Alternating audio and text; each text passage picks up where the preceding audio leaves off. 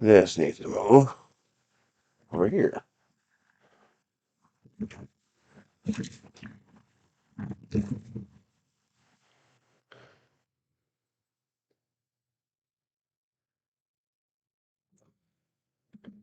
Okay. You come over here. Actually, you come over here. And Matt is first. How are you doing, Matt?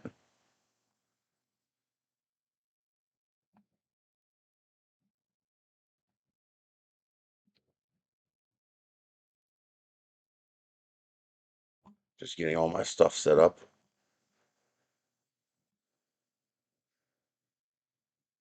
Second screen is working correctly. Second camera is working correctly.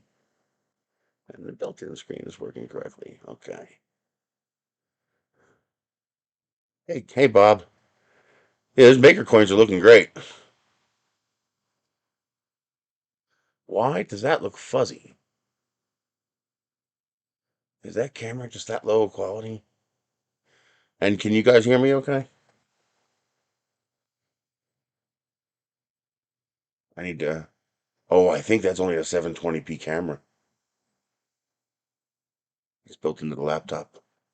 Yeah, I gotta replace them.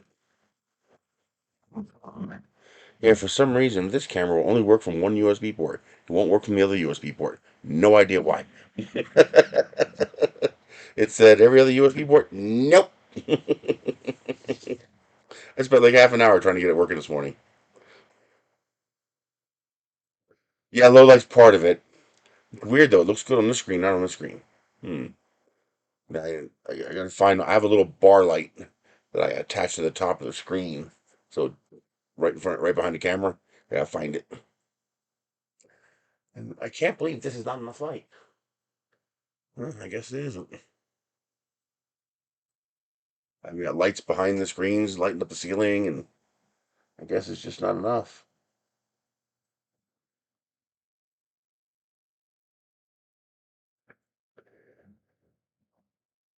Okay. I don't need this. There we go. Of course, when I put something white on the big screen, then it really lights everything up.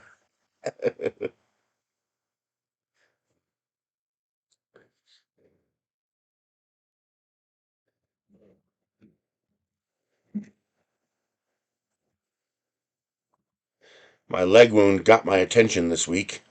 Um, I was real tired when I came home one day, and I decided to sit on the under the carport out front here, and that ended up being a mistake because it's fly season. And day and a half later, I'm not kidding. There were fucking maggots on my leg. That freaked me the fuck out. I mean, I know they're not harmful. They only eat necrotic tissue, but still, I don't want that shit on me. I ripped all the scabs off. I debrided everything and scrubbed it all clean. Hurt like hell doing it, but I made sure every one of those critters was gone. God, that gives me the shivers even thinking about it. I wonder why it's only doing 720. Uh, Stream settings. Enable DVR. Closed caption.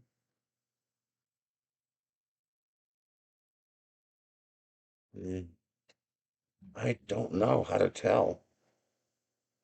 I hope it's not 720. I know this one camera is 720, but everything else is 2K and higher. Why can't I get over here? There we go. Like this here is 2500, but I think it's being downscaled to 1080p, and this here is 1080p.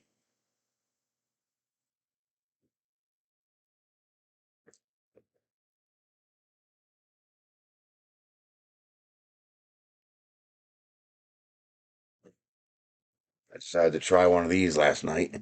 Actually, really surprised how nice these came out, at least from initial looks. And way bumping these off the bed. They're on there.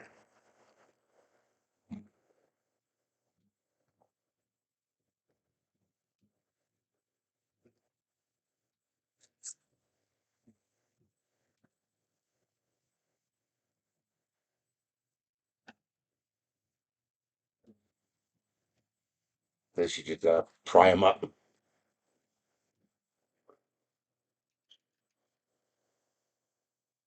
Huh. That I have to look into. Is anybody else limited to 720p? It could be, when the stream first starts, kind of thing. Wow, they really look nice. I'd wear those. How nice they look.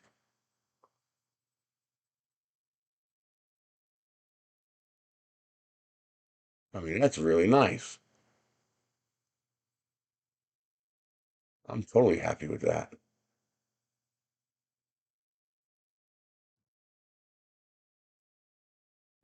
Huh.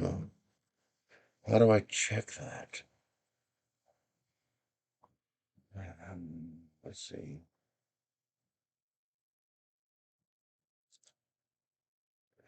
I mean, it's a 3.6K 720p. That's a hell of a bit rate. Let's see. Output. Audio bit rate, video encoder, stream. I don't have an option. Oh, there it is. Output scaled resolution. I gotta change that. All right. Since there's only a few of you here, I want to stop the stream and try to restart it at 1080p and see if it lets me do that. So give me a moment. I'm going to stop the stream. Probably take me about 30 seconds.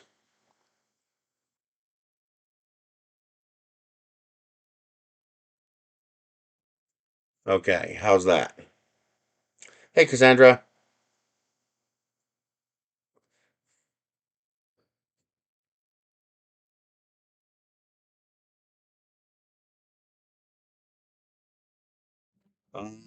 Yep, you were first, Matt. Now, is it 1080p now? Do you have an option for 1080p?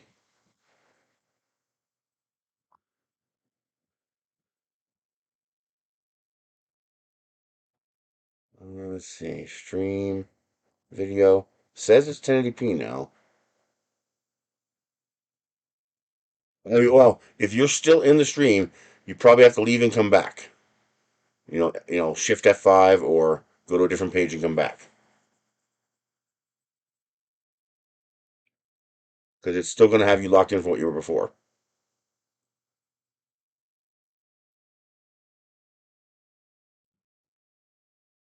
In fact, I should be able to check that. Let's see. YouTube.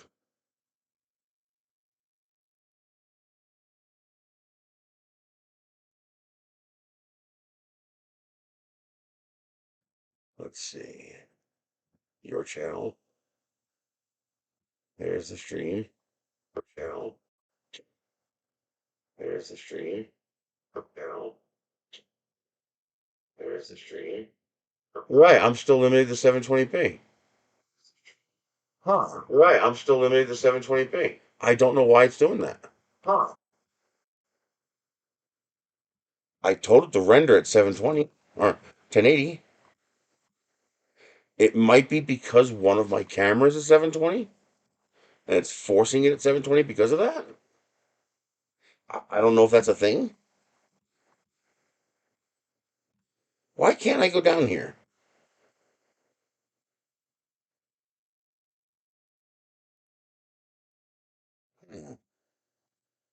But yeah, it says base 1080p, output scaled 1080p.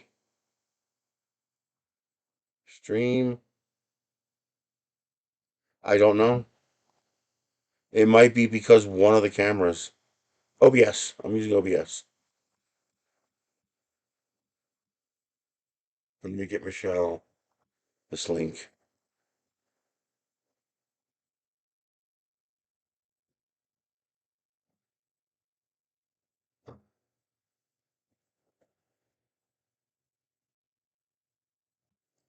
Where is the send button?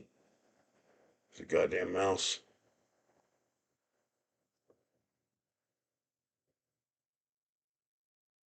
UC 1080?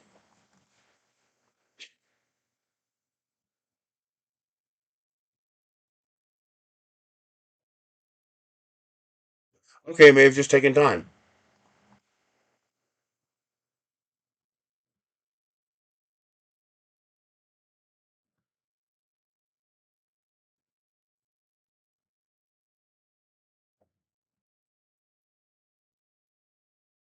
All right, I see it pulsing.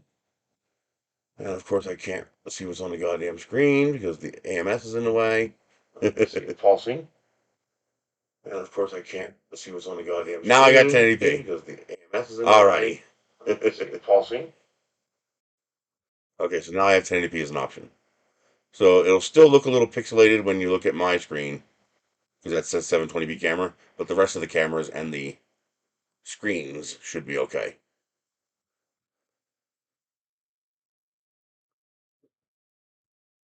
Alrighty. Good, good, good.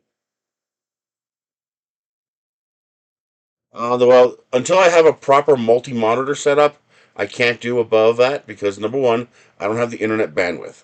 I have barely enough bandwidth for a 1080p stream, and that's only at 3600 kilobits. I max out at about 3800 kilobits on the upstream.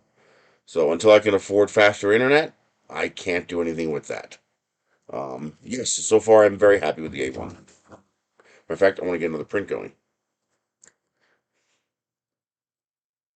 since it's a quick print, and that's something else we got to talk about. And that's something that maybe I'm just where the hell is the goddamn mouse cursor? Jesus.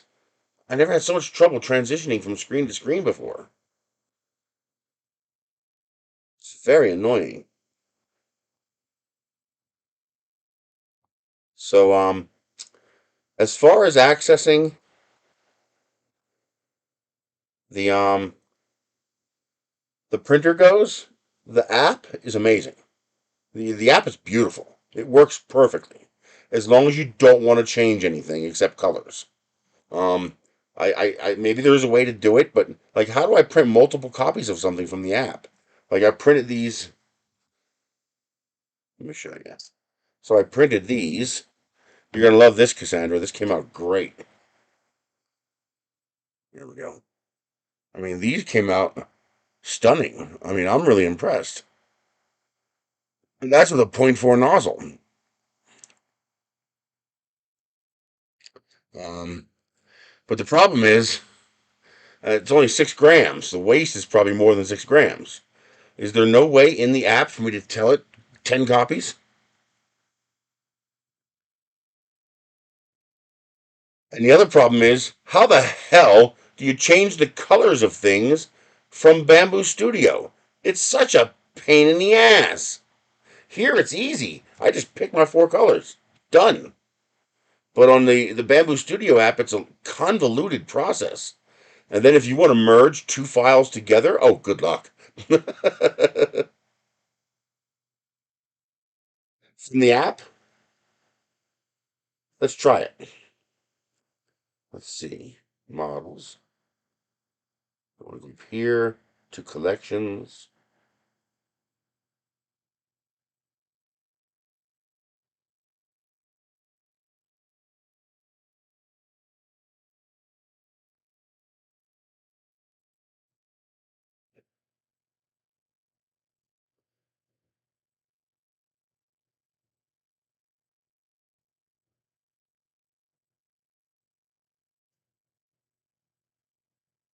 Come on, where are you? I know you're in here. Well, I want to print one of those more forms too. Hey, Michelle. Did I hear Michelle? I don't see Michelle. Oh, there she is.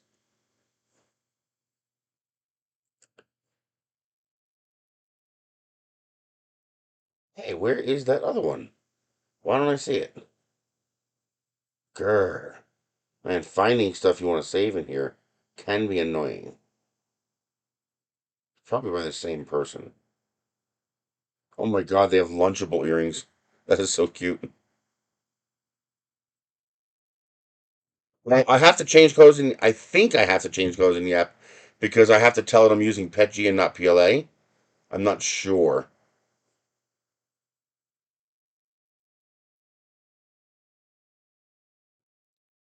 Okay, why don't I see collections default? Unless I never actually saved it. I got a whole bunch of stuff to show you that I printed. In the app, they're the exact same thing.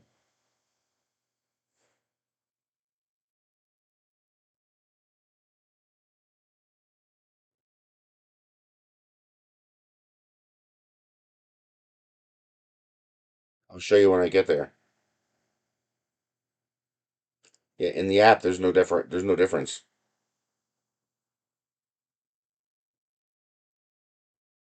There it is. Vintage floral earrings. So I want to print these.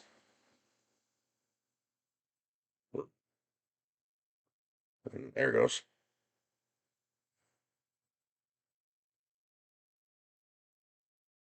So you prepare to print, and when I go to prepare to print, it takes me. Is there an easy way to show this to you? Is there? Wait a minute. Is there a way? Is there a way?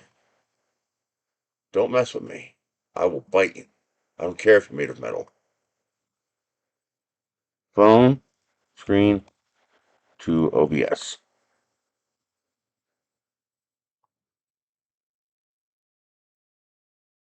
Ah.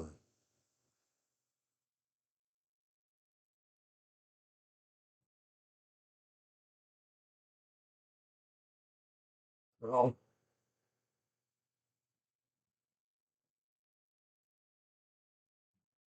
let's check out this way.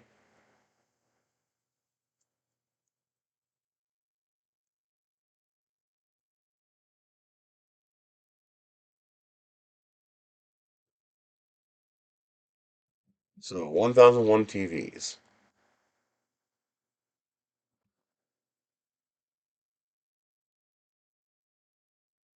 No, but there's other times where I want to use my phone as like a remote camera and stuff like that. And this would make it so much easier. Mac, Windows. How about just let me download it from you instead of having to go through the stupid Microsoft store? It's like, really? Well, at least it's just installed. Okay. Oh, no, it doesn't. It installs this bullshit. I hate that. I really hate that.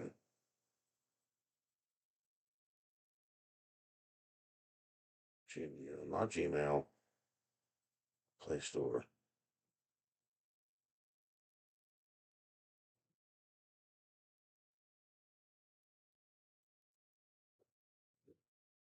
There it is.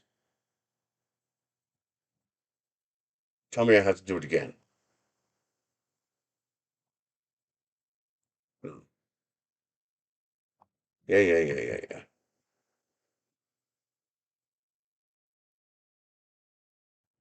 Receiver. Why would I have to pick one or the other?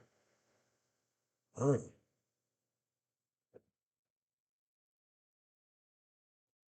hmm. Already have it installed.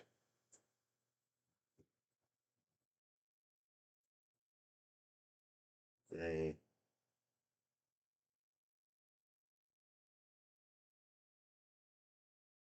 Wait a minute, this is not free?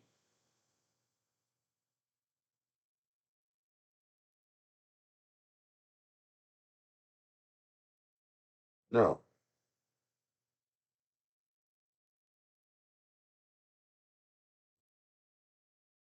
Come on. Laptop.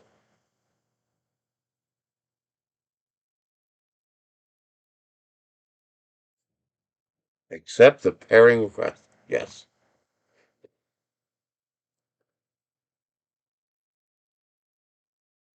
No, I'm not paying you. If this can't work without a payment fee, then I guess I can't use it.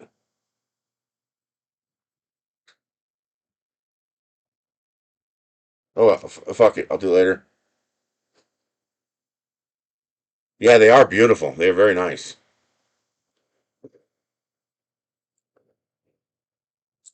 And I can't show it to you on Maker World because it's not the same thing. um, but anyway, let's try to do it this way. You know it's pain. Ow.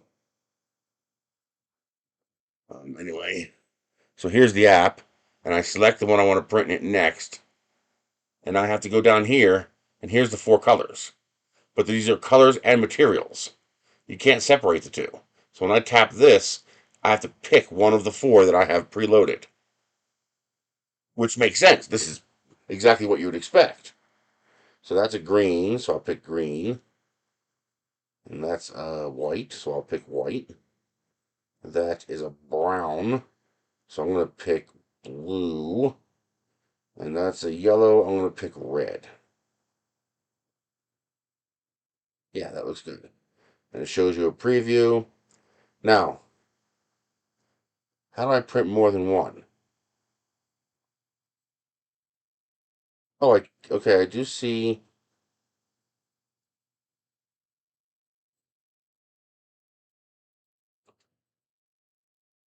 Confirm. I can print less than what's on the plate, but not. And I also don't seem to be able to move it. Am I able to move it? Yeah, I can't move it either. I wish I could move it so that I can, print one on one corner, one on the other corner, one on the other corner, one on the other corner, one in the center. That would allow me to print four different sets of earrings without having to be home to pull it off the printer. Um, I see objects on the plate two, floral two, floral two. Selected, two of two, confirm. Let's see, plate to print. Select parts to print. Check printer and build plate, Bambu A1, textured PEI. Says, oh, incompatible nozzle. I do have to change that because I picked the point two. Oh, this one's set for only point two, so I can't print this one. That's annoying. The other one had a point four option. But either way, I don't see a number of option.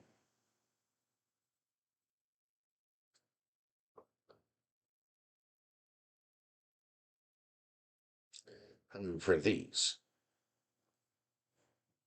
This would work. That's also a point two, and doesn't give me the option to do a point four. That's annoying. That prints just fine with a point four.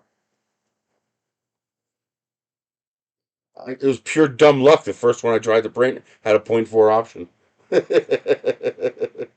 Pure dumb luck. Oh wow, that little mini treehouse is beautiful. Come on, let's find something quick to print.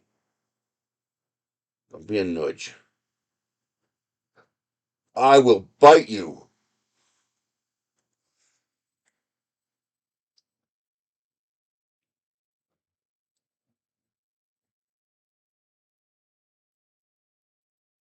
All right, let me pick it. Let me pick one that I know works. Hang on, this one. Prepare to print. Point four. Go away. Next.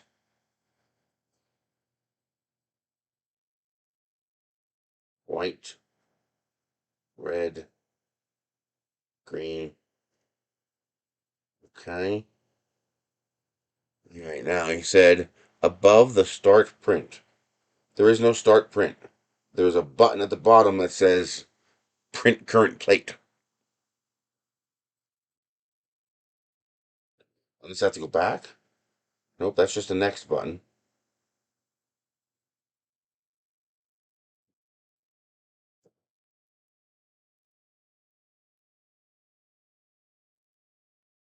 Oh, copies, okay. But that's not above start print. That's a completely separate thing. If you scroll down, there's a section here. It says copies. Okay, I could probably print 10. Oh, max is at 10. Let's preview. Yeah, that's not a correct preview. Ooh, I have no idea what it's doing.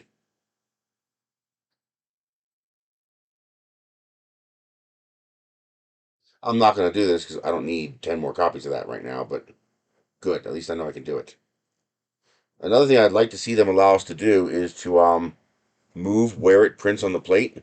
For example, I don't ever want to print in the center, ever, because it always has to home in the center. So I want to print the first set here, and the second set here, and another set here, and then here, then here, then here, then here, then here, and then here.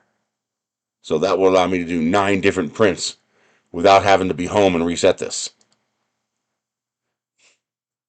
Oh, you could definitely do nail jewels with this, especially with a point 0.2 nozzle. You could do little nail gems, absolutely.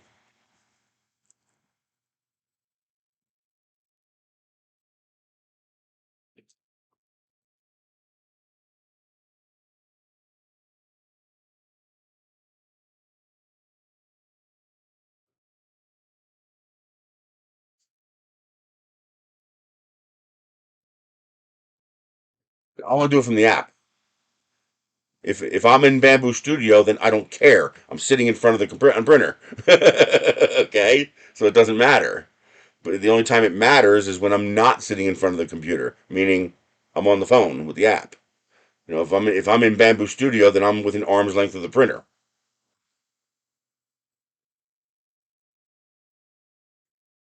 Yes, they do perfectly. In the app, I can actually go through and define what is loaded into the AMS Lite. The problem is that does not behave so nicely in Bamboo Studio. Let me show you. That I can actually show you. What, baby? What's the matter? You just want some loving? Huh? You just want some loving? Yeah. Well, let me show you guys what I've been printing first.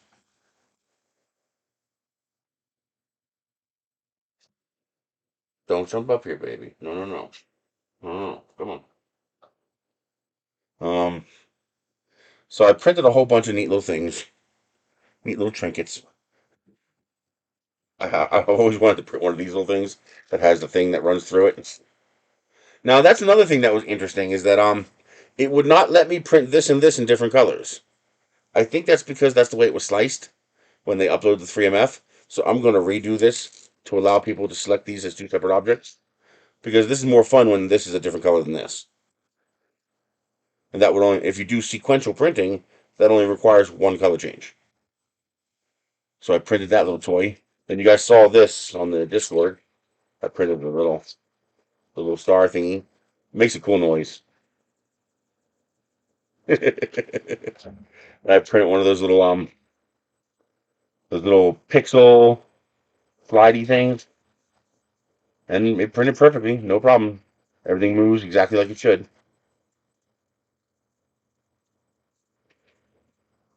I printed a little basket, the one that slides right onto the poop chute. Obviously, if you do any kind of substantial color changes, that's not going to work. But then the overflow from that, I printed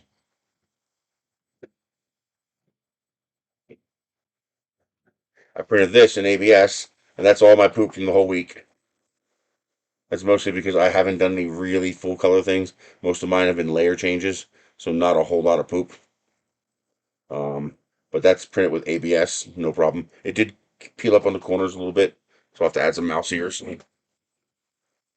Um, then I printed a supposed to be a little cup handle type thing. So you stick your cup in here, and then you have a handle for your cup. These are just random things I found that I printed. Okay. Now my brother, he likes the um, Christian cross stuff.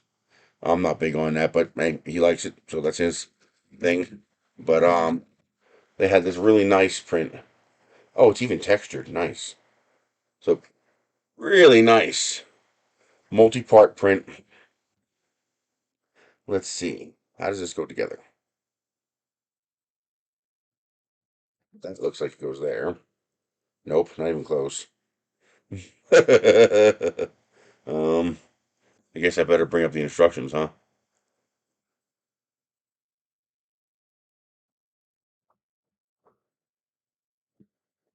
I can't believe they charge just for basic mirroring. Um, Screw them. Well, no, I shouldn't say that. I mean, they made it. They have a right to charge for it. Just annoys me. I want a free option because I'm greedy. Ooh, those are pretty. Whoa, whoa, whoa. Please still be there. Yes. Oh, you guys can't see it. Let me show you the screen. Come on. Why can't... There it is. Let's see. Second screen. Those are pretty.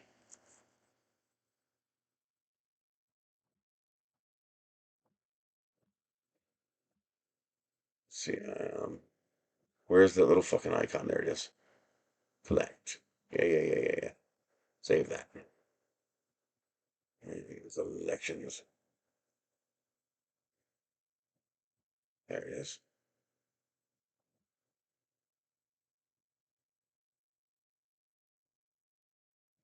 Is this the V3? Yeah. So the next one is a red one. It's gonna be this one. Yeah. This one's got built-in latches. Oh wow. That worked well.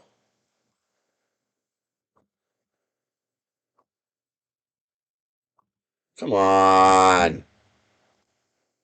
There's like a dead zone between the two screens.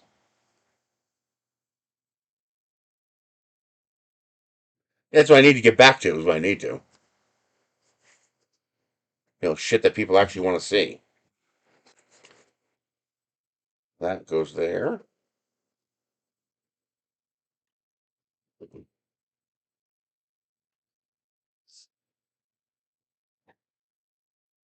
How do I make those go together?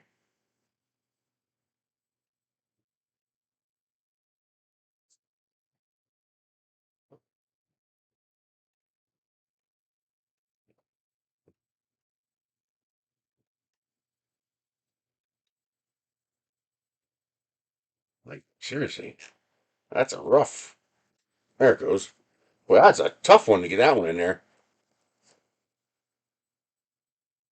Right. Then comes a two-piecer.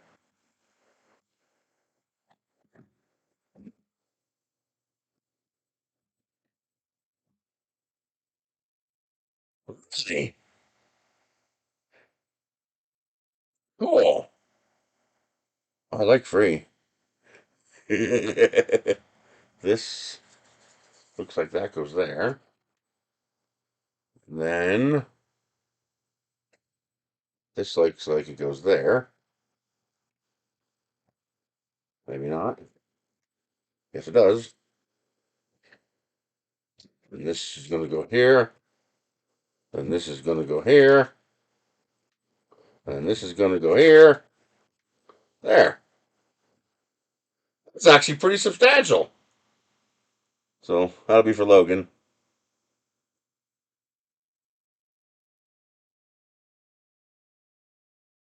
I'm impressed. It's even got the hangers to hang it up on the wall. It's a little wibbly wobbly, just a tiny bit. And I made the mistake of assembling it. You can't unassemble it. That's bad because that's going to take a very big package to send. If I'd have left this bottom half off, it would have taken a much smaller package to send this. But yeah, that's a nice print. Here, let me give you a link to that. This is not my print. This is someone else's print. But that's a damn nice print. It's got like a wood grain to it. He's got the nice raised stars. You got flat stars or raised stars. I think I think I made the right choice. The raised stars look a lot nicer. But yeah, I'm not into Christian crosses, but it's beautiful. He has it in earrings and keychains, and I'll make him a keychain too. But yeah, I'm impressed. He did a good job. It looks good. He also has an option to replace this with a piece that has a stake to stake it in the ground or whatever. It's a generic blue. It's from, I don't know, those 10 packs I got on um thing. Yeah, I mean I have no problem with it in that respect. And yeah, that and I agree. This would make a beautiful gift. I mean, it doesn't feel cheesy or chintzy. The only change that I would make is that I hate the fact that I can't. Can I take it apart? I don't think I can. Yeah, I can. Oh, good, good, good, good. That will be much easier to ship. um, but the one thing I would suggest is that a little bit of glue between the pieces before you snap them together. Once you make sure they're the right place, so that it feels nice and rigid and doesn't have that little jiggle. But beyond that, I'm impressed. That's a beautiful print. All the pieces print, all the red pieces print as one plate, all the white pieces print as one plate, and then the blue piece you have the color change. Now you can either print the stars separate, or you can do the color change and print the stars. Obviously, it's silly not to do the color change. It's only one poop. You make one poop and then you print the white. Um, so that's definitely what I would do. But that also allows you to print this on non AMS machines. Since you can print the stars separate. But he's got a little fuzzy skin on the edge, so it actually looks like wood. He's got the fake wood grain built into the front. I mean, this is beautiful. This is absolutely beautiful. I mean, I don't,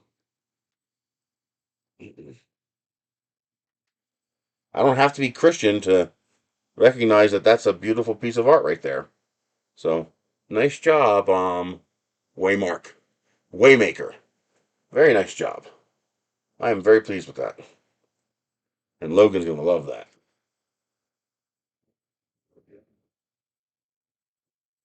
Now, what would also be nice is if he could figure out a way to integrate some kind of customization into it.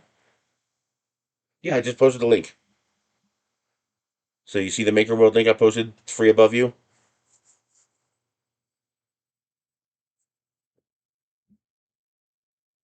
That's the link to that.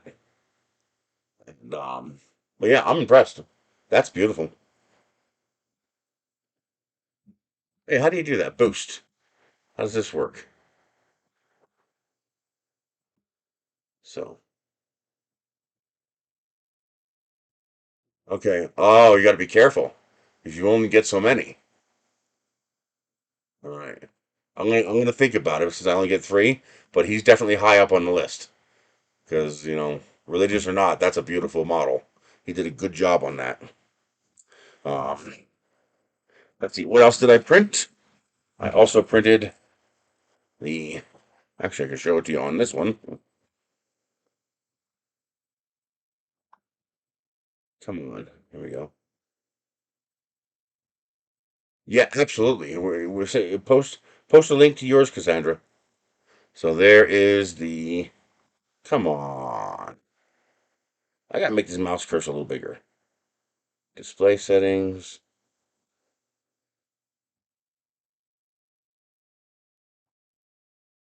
Yes. Mouse settings.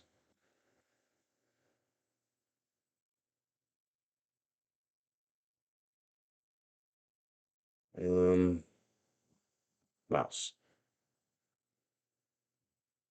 Mouse and cursor size. There we go. Oh yeah, much better.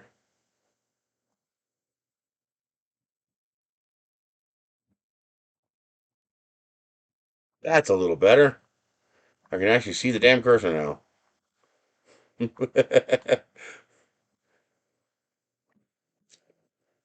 um, what am I here for? I'm not supposed to be here. Caption. So there's the American flag.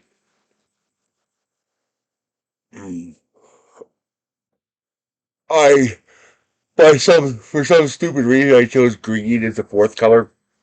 It doesn't matter. You be whatever color you want. Next time I would do white. A lot of these models have some of what I call fundamental flaws. Like there are way too many color changes to make this red and this white, and it does not need to be this way. 2.3 millimeter layers is plenty. So I'm designing mine to only have 2 layers of color. Um,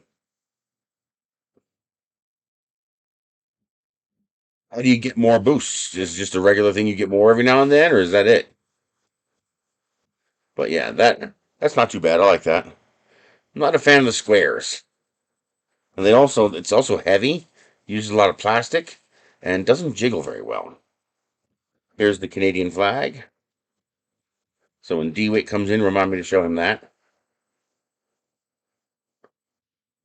So there's the maple leaf. I do like the way it does that. The way you can make a curve like that.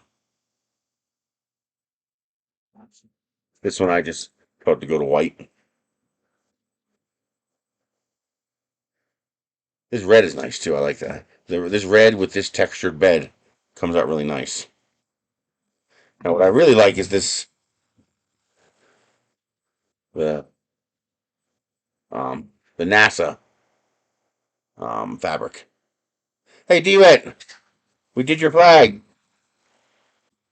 There's the Canadian flag. There's the American flag. Someone, Miker, wanted me to do the C64 flag, but I don't know what that is. I'm assuming Commodore 64. But if somebody could send me a good high quality copy of that, I'd like to make him one.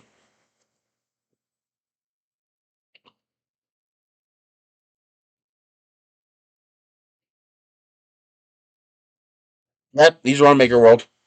Just type in flag and these will pop up.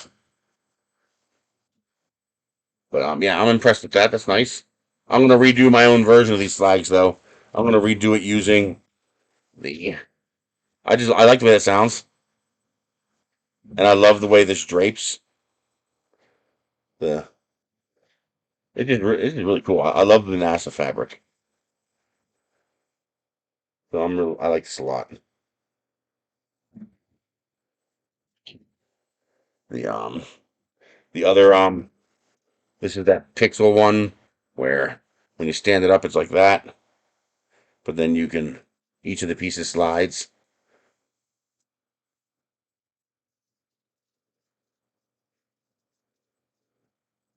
You can't hear me? I'm surpassing the noise suppression.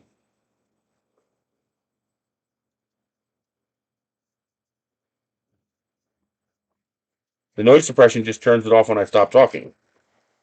Let me check here. Hang on. Filters.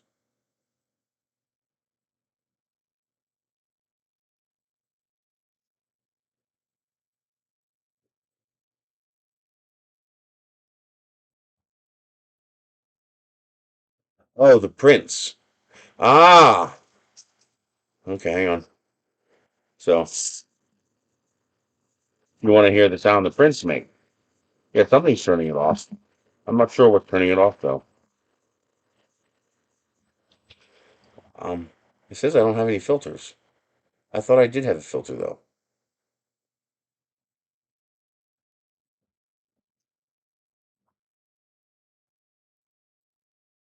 It says I have no filters.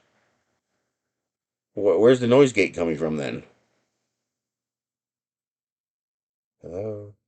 Oh no, it's picking up everything. When I whisper, it still picks it up. So why isn't it picking this up?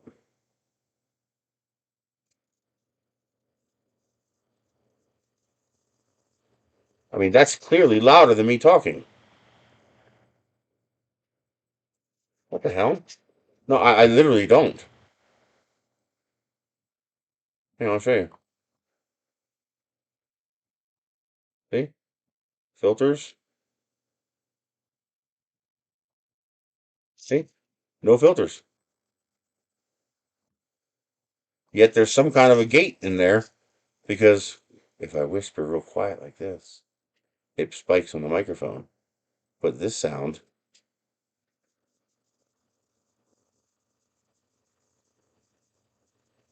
is clearly louder than me talking, but it's filtering it. Huh. Weird. One more thing I'll have to figure out.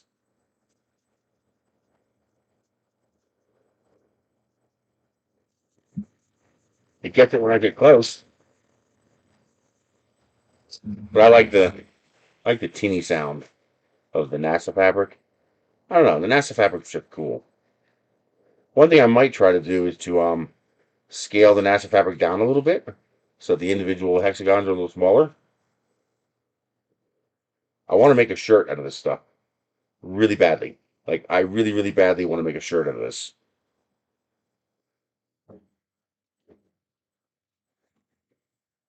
But that's what I've been printing all week on this thing. Matter of fact, I want to get something else printing while we're dicking around with it. Just because I don't want to waste time when this thing could be working. So let's find something interesting to print. Something quick.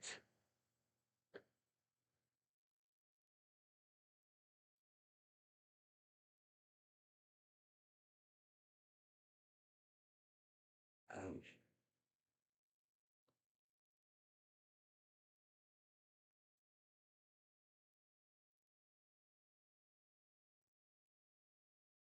Come on, give me something good. That takes two tones of green, which I don't have. That needs orange, which I don't have loaded.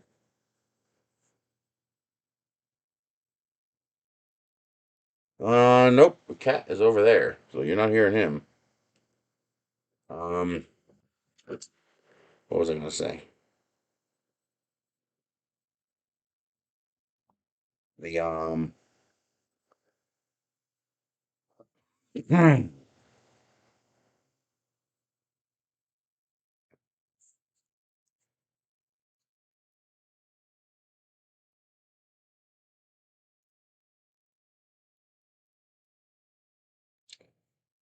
Big Bad Joe. That number three is like the antithesis of logical and reasonable. Reward creators. Spend time boosting high quality models. Users who consistently support. You get three. That's it. You're done. So how are they supposed to spend time boosting high quality models when they can only boost three?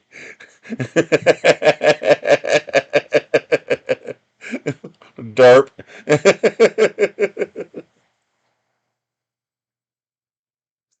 um, the see what? Well, let's try printing from here.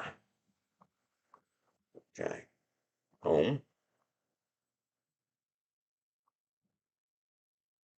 That is really pretty. I wish I had those colors loaded because I want to print that.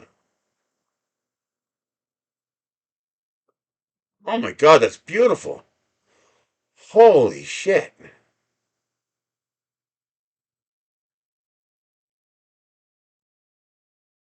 Yes, thank you. The flower's a separate piece. Good job. Because that would suck to have to color swap for that whole thing. But damn it, that's beautiful. I want to print that. The thing is, I want to print that big. I don't even want to print that on my Bambu. That would be used. That would be a useless print for a Bambu printer. I want to print that on my S5 because I want to make that thing like big. Man, I want to print that big.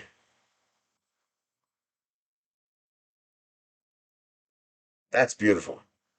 I was just looking at one of these vases last night and thinking that would be great if they could do it multicolor. Ooh, I like cherry blossoms, but I got to get the right colors loaded.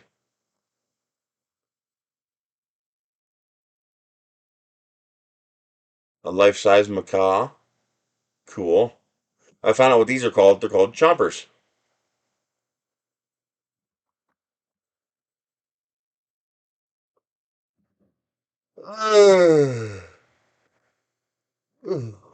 Those are cool. Oh, God.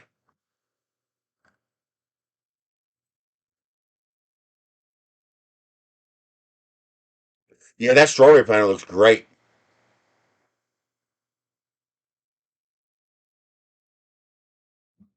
How long will that take? 7 hours? No.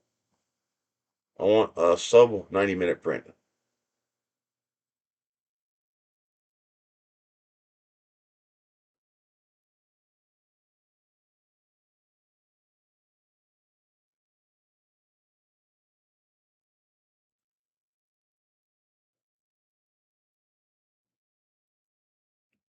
That's kind of cool. Now that's pretty slick. Especially if you used mirrored overlay on this so that the fish can't see you, because they might not want to use it if they can see out, because then it won't be an enclosed space for them. Well, that's kind of cool.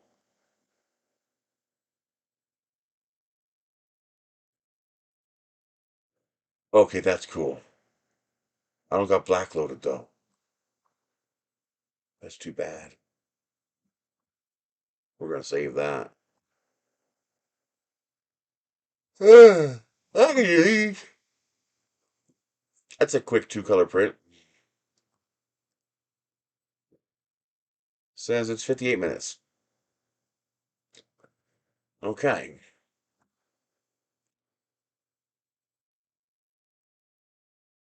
Lighter weight. Huh, it's only 7 grams. You need it to be lighter than 7 grams? All right, open in Bambu Studio. So here's the problem I have with Bambu Studio.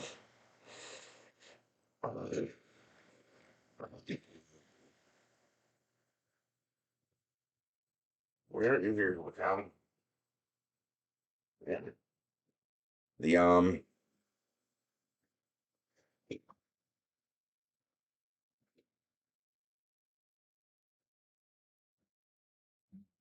let's see. The currently connected printer is a Bambu Lab A1. Switch the printer model of project file to Bambu Lab A1. Whatever. Now, what's all this bullshit? Where the fuck are these 10 colors coming from? This is a 2-color print.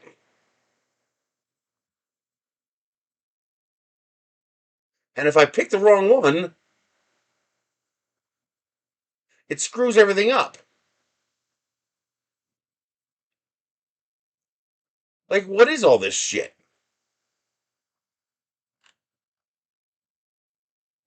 See, it's 2 colors. And why would you print that like that? Either make it 2 pieces or put an underhang under here so you don't need support. That's dumb. Poor design. Resync. Synchronized filament list from AMS.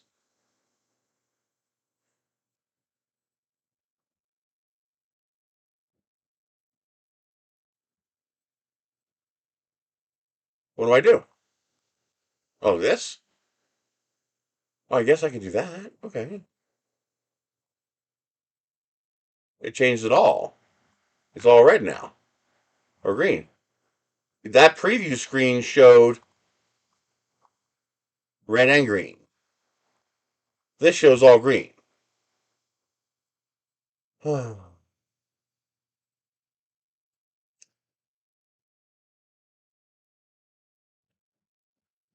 Let's try it again.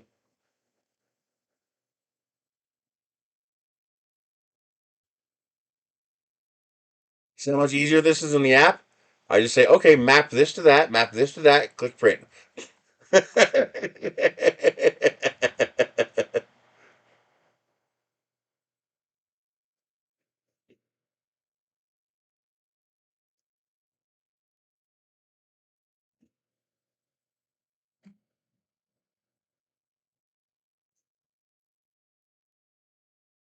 See, what should happen is that I should have 2 colors here.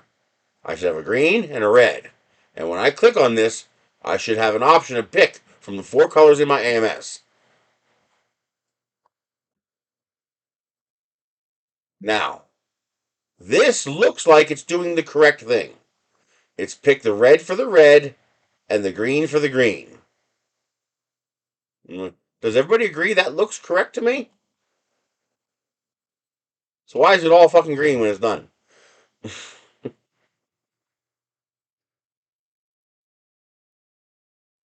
It's dumb.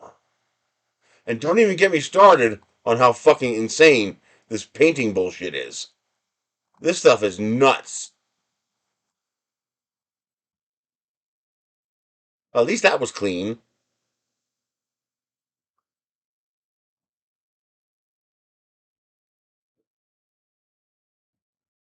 Okay.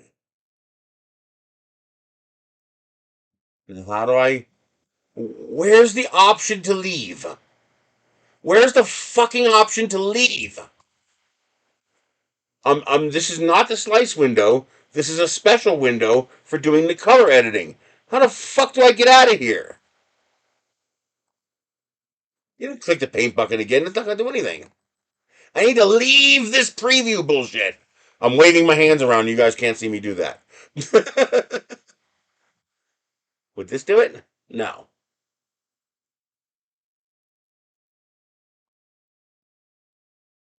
Okay, I tap preview and went back to prepare again.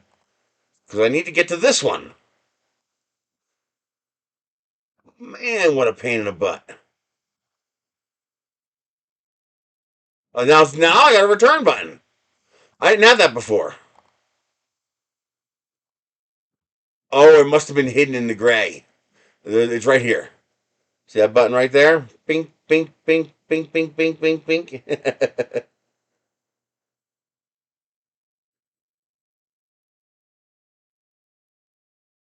Well, that doesn't quite work like that. I'll explain why in a moment. But let me get this going.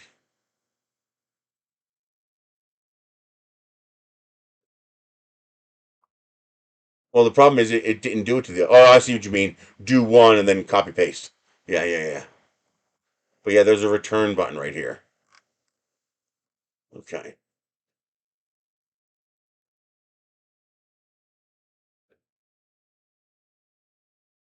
Oh, don't print to the printer. Send to the printer, so it'll be available on the app. Is that what you mean?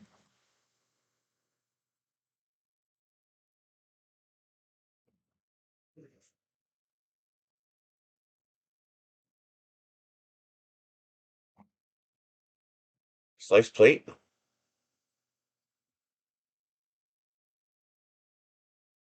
What is that? Uh, Seams. Okay.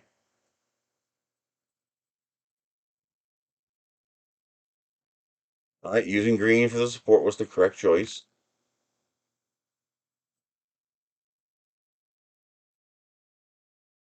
It doesn't work in mine.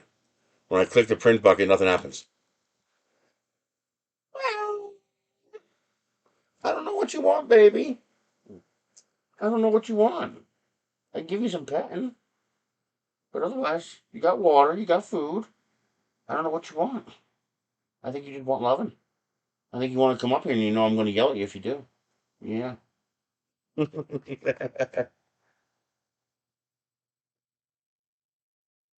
I clicked the wrong one. There's only one paint bucket, buddy.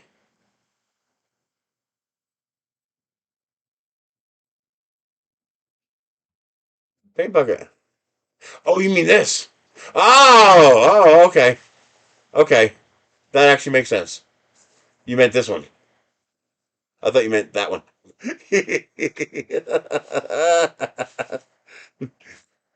Yeah, there's also a return button here I missed. But now I get it. Click that one there. Okay. That's non obvious, but okay, now I know. That's good. Okay. What are you doing? Why can't I click slice plate now? Because I already sliced it and I haven't made a change. Okay. That's what this is for. Yes. All right. Now, how do I send to printer without printing on the printer? Send. Send. Bambu A1. Send.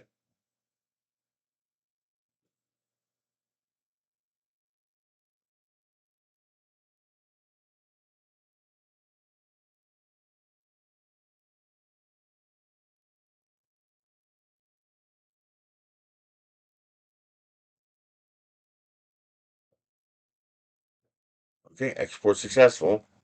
Now let's see if it shows up in here.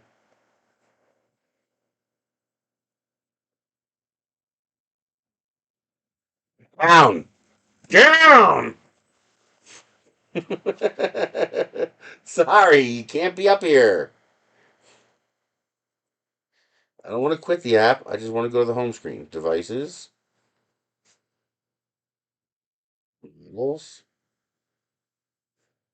Um, how do I print something from the SD card? Me. Models. No.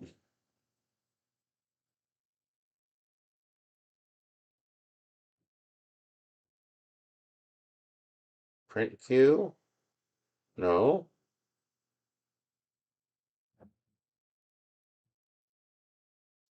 Is there no way to print?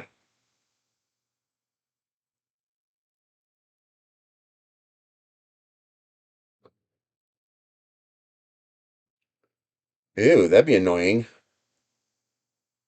Yeah, I know. I already sliced it. I already sent it. But how do I print something from the SD card on the app? Like, how do I do that? Like, where do I go in here to print what I just sent? Printer? Nope.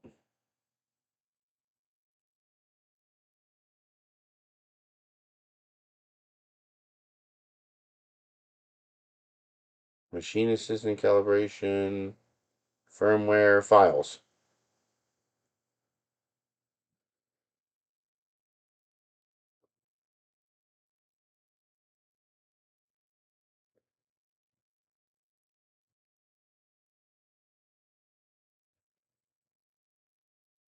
Okay, I found it. That's an ass backwards way to do it.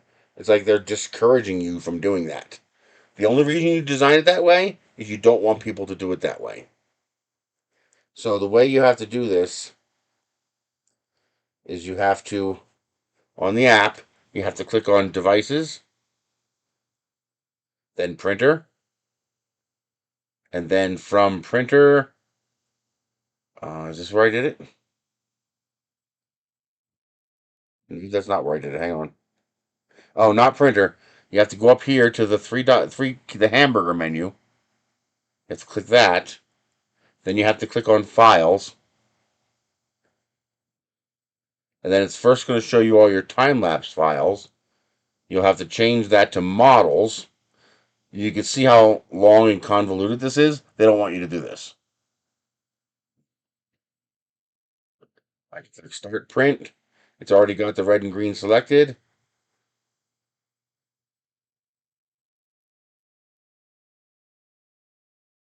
Oh, this does not give me the option to print multiple copies from here. Interesting. No multi-copy option from here.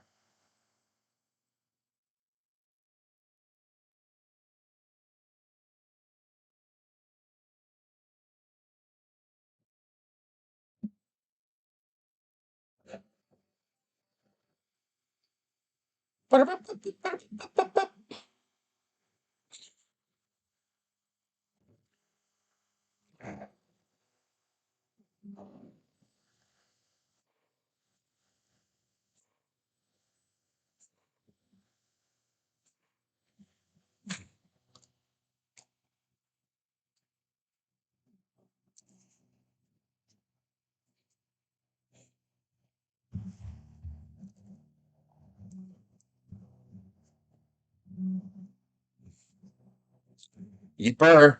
Um, um, what's the name? Maker 007, Miker 007, um, sponsored half the purchase of the printer. So he paid for half of it. And I came up with the other half. So we can get a Bambu A1.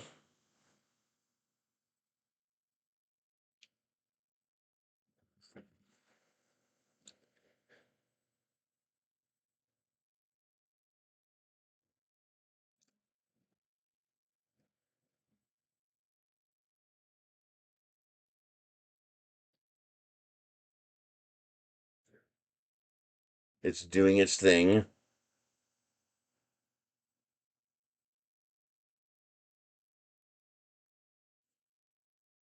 This will actually be the first thing I printed from Bambu Studio.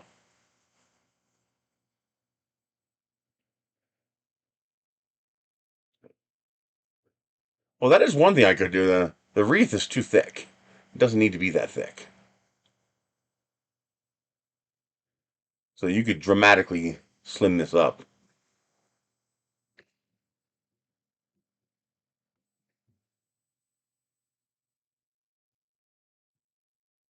And instead of using supports, I would have built the supports into the wreath. Had a surface curve out like that.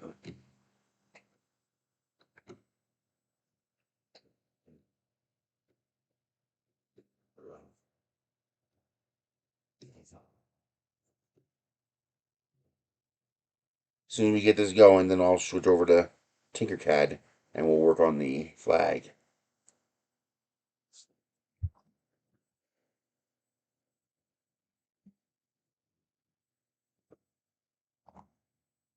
Let's see. Is the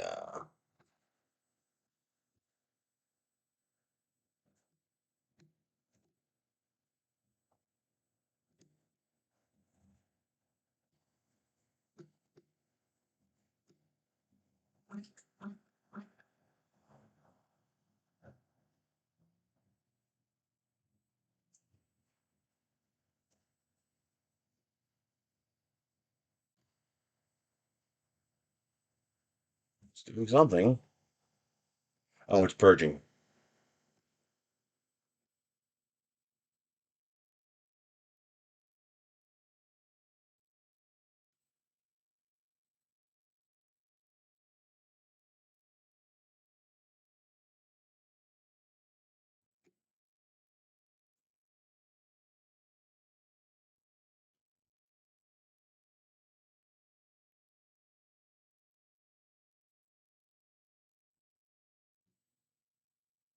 Then the other problem you have is that I just want to change the associated color, not repaint the model, because some of these models are really hard to paint. Like the automatic tools are not picking the different parts of the model correctly. And so if I do it wrong and it unselects the existing painted colors, you're done. You're screwed.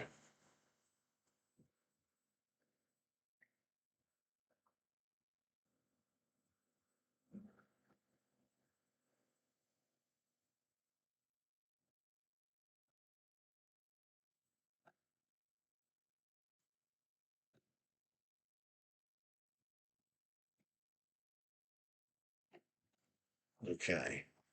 So here's what I've been working on. Are you gonna let me come down here or not? Son of a bitch. Um, so here's an approximately flag-shaped NASA fabric mesh. And then what I did was I added this. This is a cut tool designed to give you the separate plates that you need when doing this. So, for example, we'll take this. God, why do you always have to be in my way? Why do you always have to put this in my way? Can't you figure out that's where the mouse cursor is? So don't go there.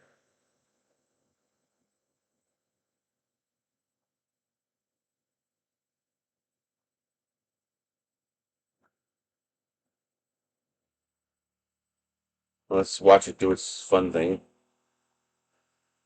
And now it's doing its calibration.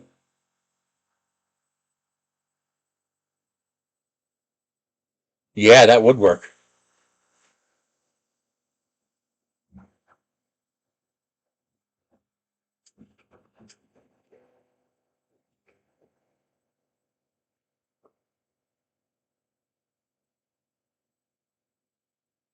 I'll check that and make sure it's selected.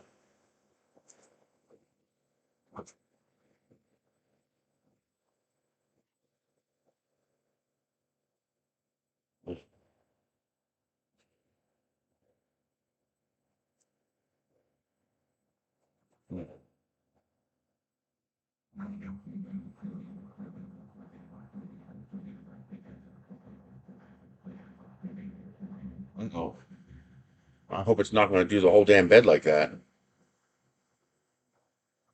No, okay.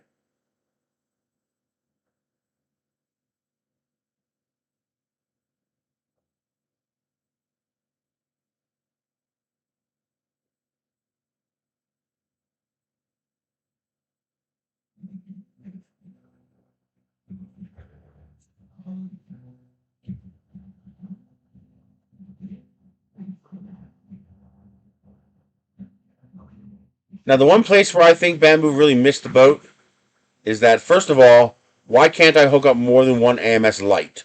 Why do I have to switch to the AMS Pro? Second, why aren't these things $50 a pop?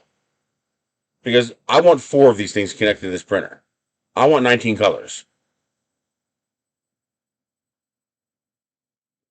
No, I don't want to do a 19 color print.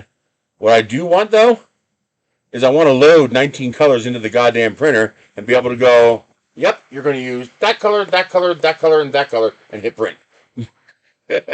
And not have to come back to this and load four different colors. You know, two shades of red, two shades of green, two shades of orange, two shades of blue, two shades of brown, a skin tone, a couple of shades of pink, a yellow.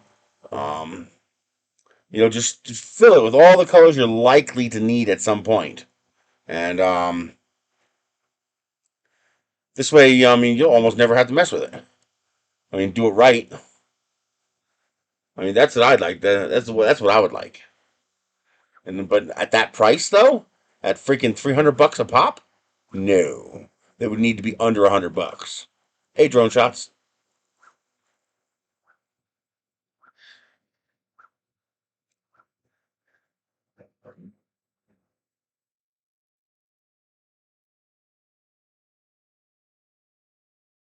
what's up, drone shots?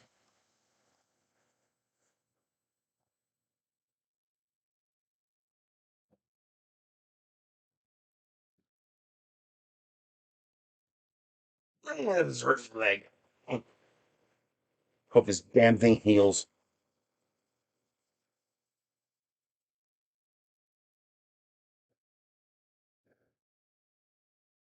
Yeah, the Bamboo A1 Micro 007 helped me buy it.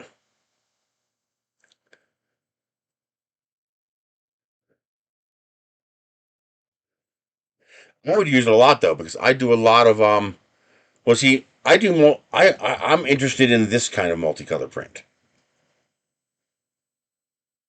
Where you're basically doing a layer change. Um, so you're not going to have a whole lot of poop waste. You're going to see me making designs designed to take advantage of multicolor capability without needing to worry about purge waste and crap like that. And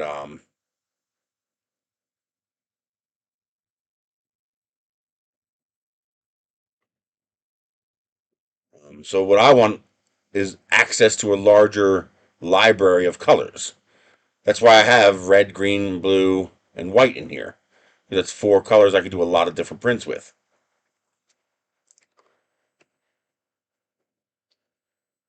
But being able to put 16 to 20 colors in here, I could just preload, two reds, two greens, two blues, a white, two browns, a skin, um, two pinks, a yellow, two oranges, a couple of transparents, um,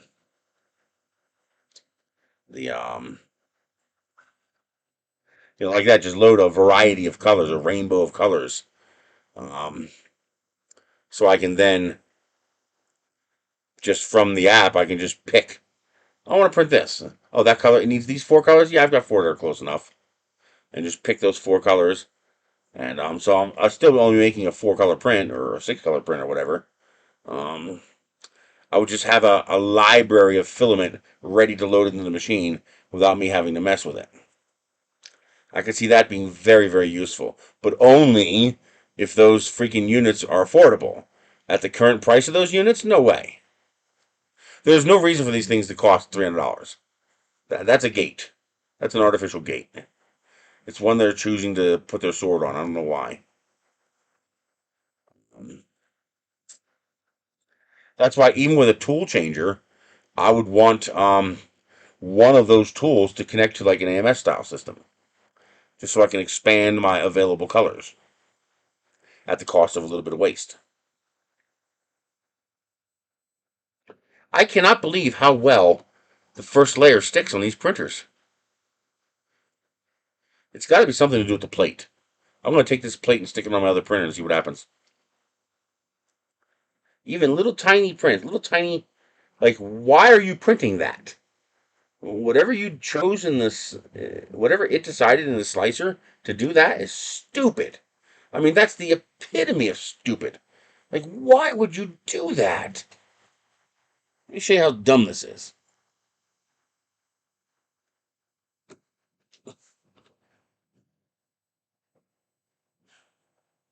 Look what it's doing.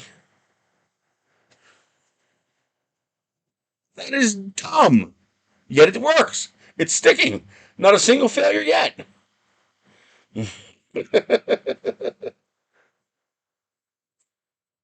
I mean, I take steps to avoid doing that kind of stuff.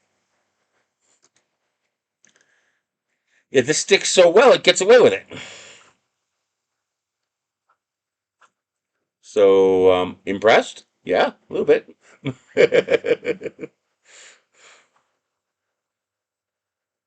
Of course you're going to get a failure. It's a machine.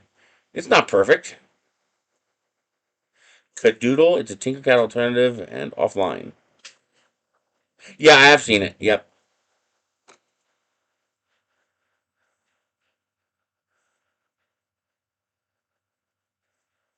I don't think so.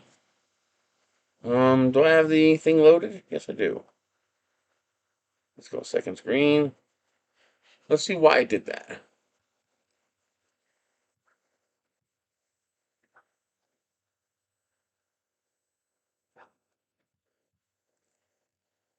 Model error or slice error.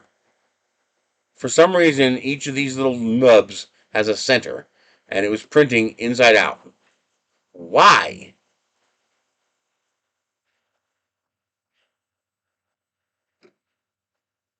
Oh, it's a model error. Each of these little sections of reef have a little cutout in them.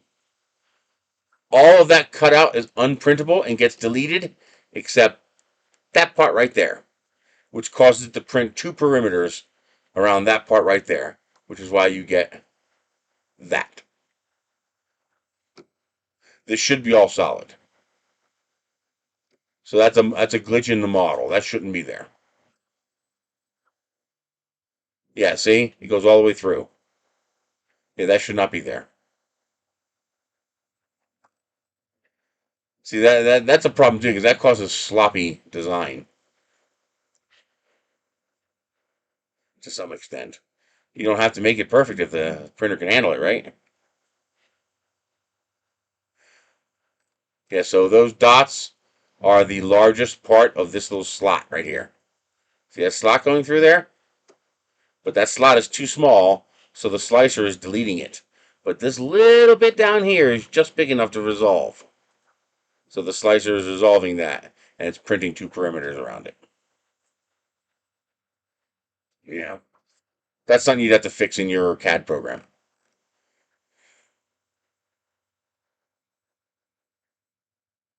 Put a red cranberry. No. Too small. No, what you need to do, the easy fix is to simply make this bottom layer solid to get rid of the slots. Because at this scale, look how tiny this is. At this scale, there's no reason to have them. Okay. So, the way I'm going to handle the flag is I need two of these. So one of these is going to be yellow. And I'm going to center them on this one. That one's already centered. Okay. Now I'm going to Control D, and we're going to change this to red. Okay, so that one's going to be red. Now I'm going to import my Zia.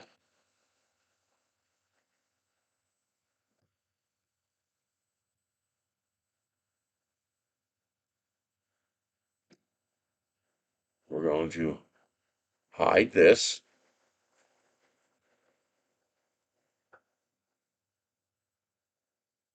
Okay.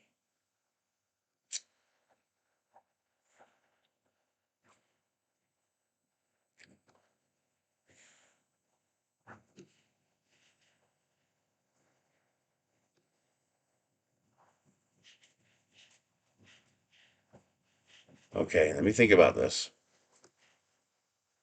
So first of all, this is too big.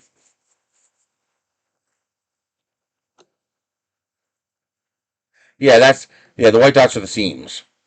That's your slicer denoting where the seams are. Okay. Let's do this and this. Center on you. Shift there. Shift there. Okay. I need to duplicate this. Turn it into a hole. So the first thing I need to do is let's hide this. So the first thing I need to do is put a hole in this.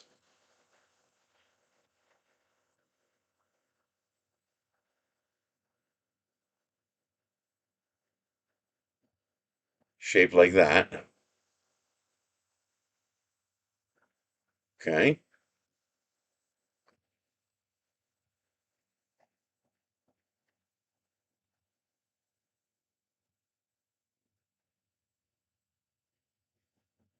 Okay.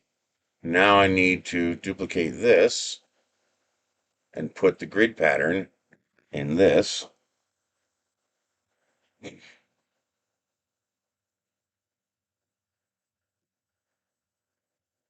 Okay, that now has the incorrect grid pattern. That's wrong. Why the border shouldn't be here. Unless it's not finished yet. Ah,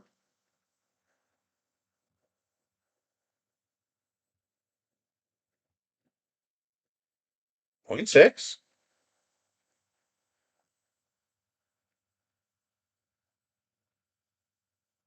0.6. One of these is not flush. Rob, it's flush. This is annoying. I hate when I have to do this, because I should not have to.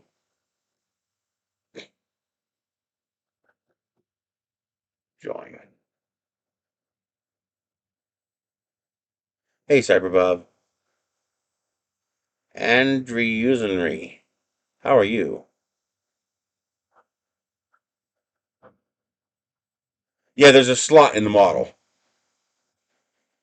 Okay, is this a case of it's waiting to do this, or what the hell's going on here? Oh, no, that's right. I think he's just not finished doing what he's doing. There it goes.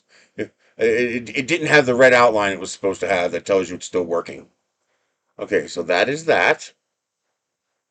Now bring everything back. We're going to hide you. Keep you. We're going to hide the yellow. Okay. So, first things first, I can change the Z as long as I fix it later.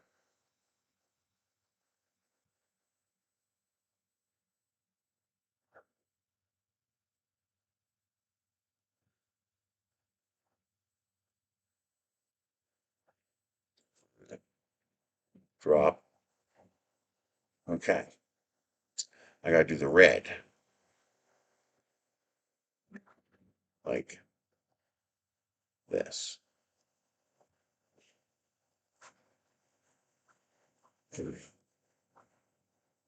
Um,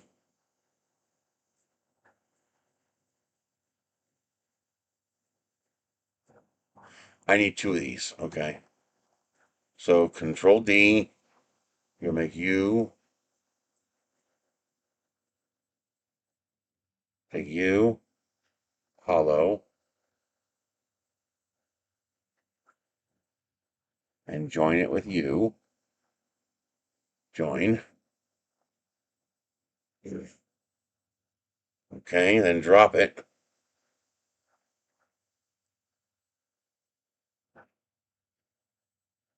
No. Um, okay. You are going to become a hole. Would you stop it? Ah, yeah! You son of a bitch! Goddamn bug! Tried to fly down my throat. Blech! Okay. We do this. Join that. There we go. Now we take this, drop, and we cut it out into its triangles. And cut.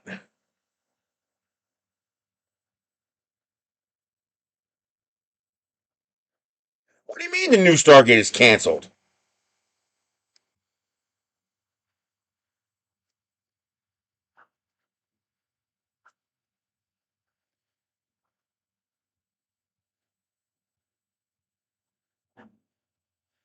Stargate series not moving forward.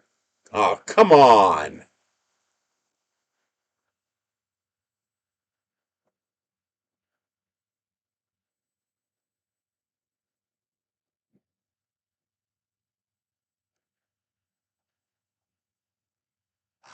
Fuck you, man.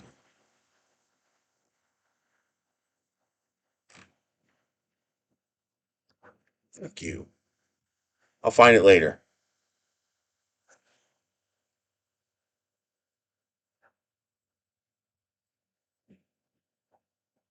Fucking ads. All right, why didn't that work exactly? What the hell?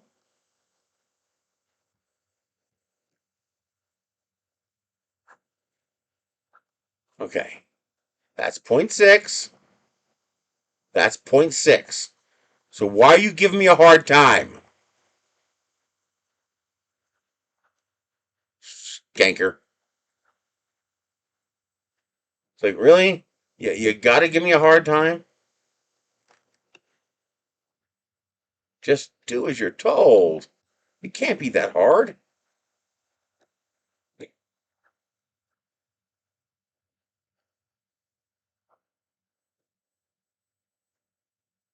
Fuck them. Assholes.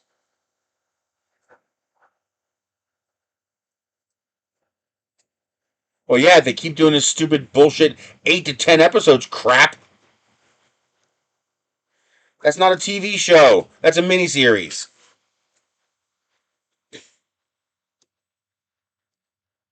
I really hate the fact this is something they broke in Tinkercad. That's really, really annoying. That this is this is not done. This is still working, but I can't tell it's working. There's no indication. Usually it's red. It's edged in red to indicate that it's still processing, but it gives no indication that it's still working. Yeah, nodes failed.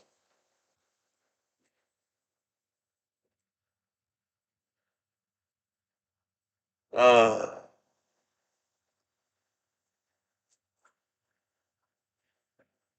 the burrows, what's that?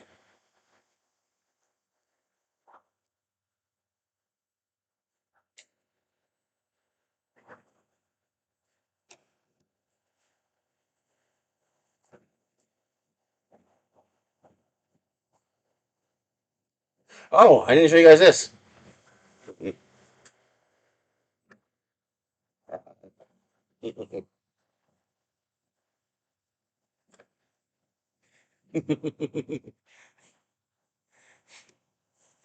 Fucking love it.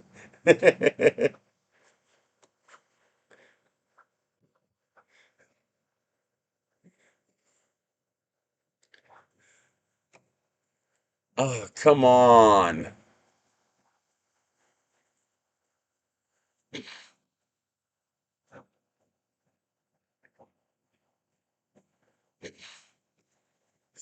I never imported my fix. Oh, that's part of why this is not working.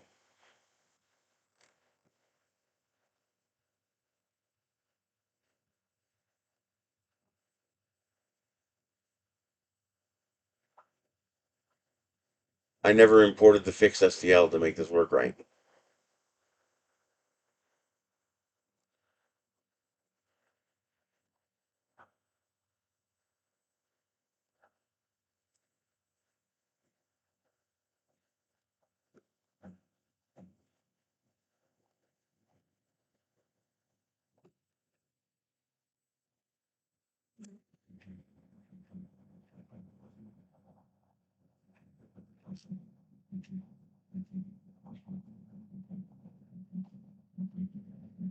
Let's see.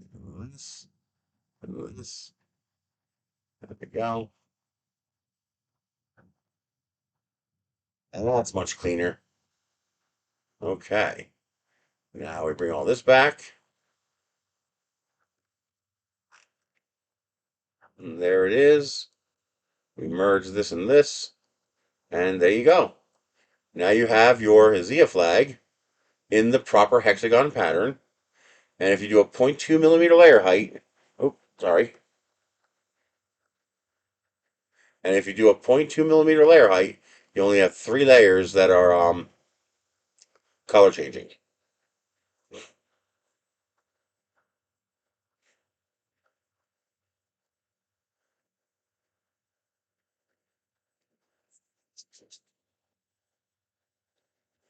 Now here's a question for you guys. I'm kind of mixed on this.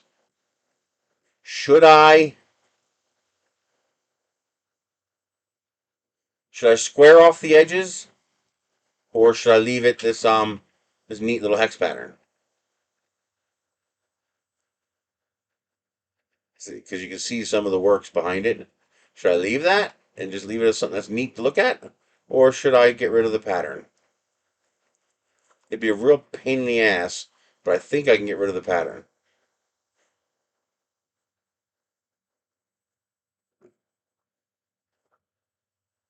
It'd be something I do later, but it's doable. Okay, so now this one here, we just saved this as 3 STL files. And the way I did this, they insert into each other. So if I grab this one, you'll see there's a space in there. So these files overlap. Now the trick is, how do you do this in Bambu Studio? I don't know how to do it in Bambu Studio. Let's try it. Um, I know how to do it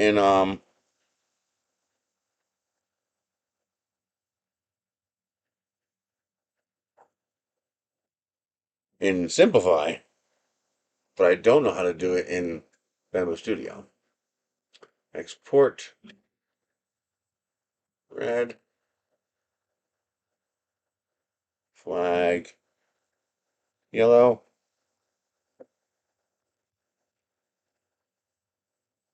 Did it download that already? Yep. Flag yellow. And then base any.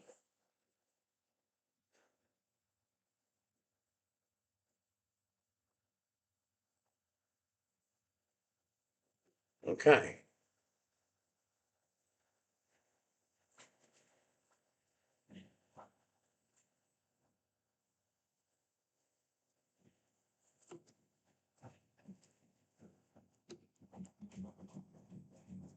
Come on.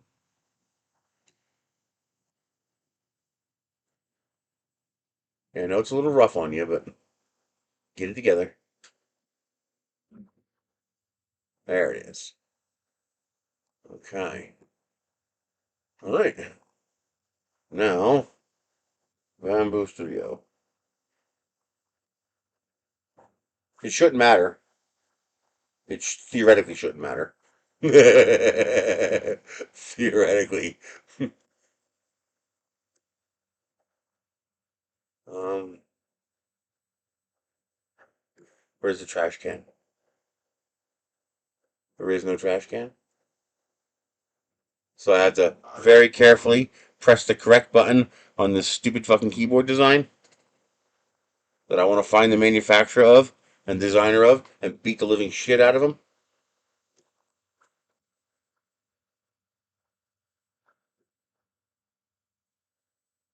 Yes. Okay.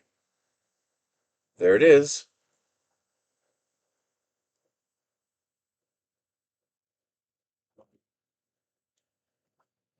Okay. How do I select individual parts?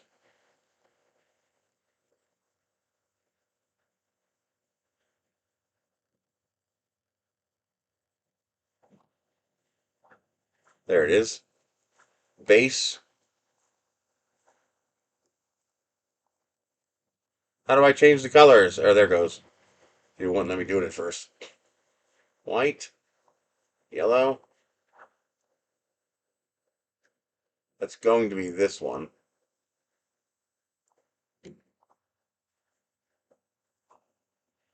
Okay.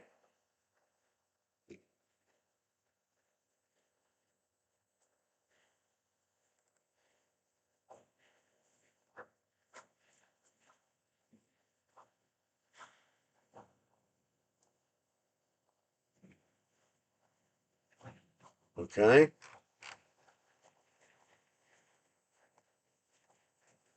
How do I leave this? Do I do that?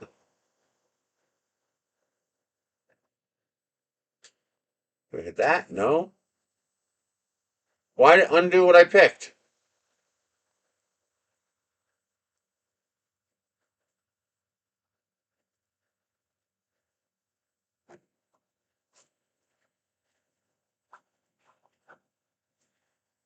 Come on.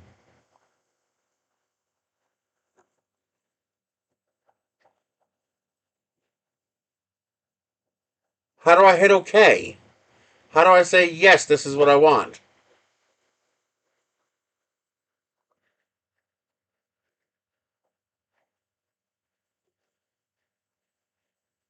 What the fuck? There's no way to acknowledge, confirm, yes. What the? I mean, this is something that should be really fucking obvious.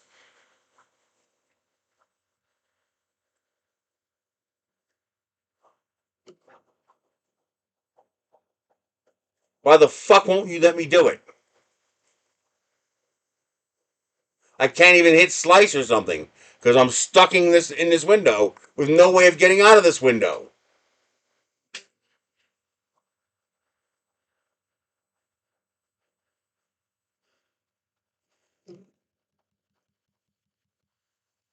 That doesn't do anything.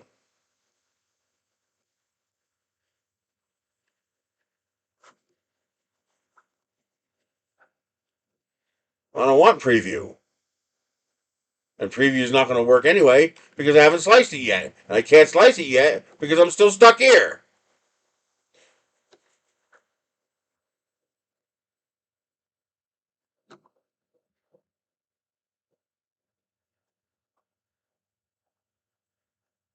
I don't want this.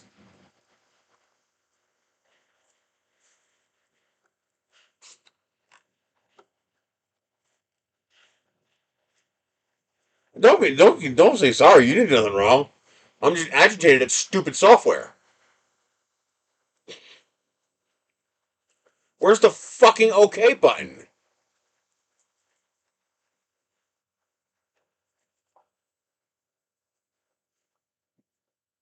Okay, that's more appropriate. Why are you red right there? You should not be red right. You should be red right there. Why are you green? This should be red.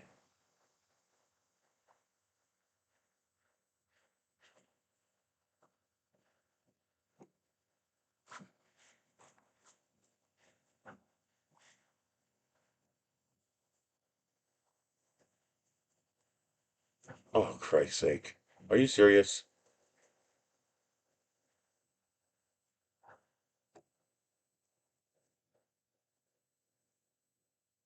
Oh, come on. Just let me pick the whole fucking object.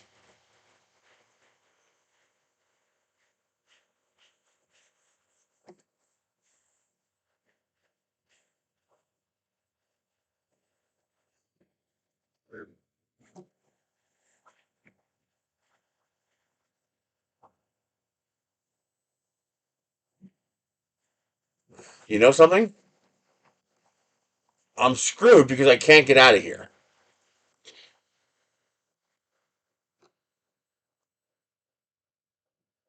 I don't know how to get out of here.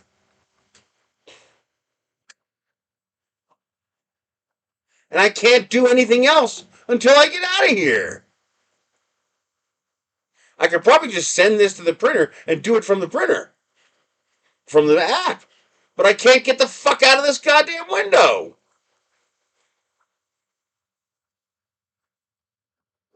Well, I sure as hell don't want that.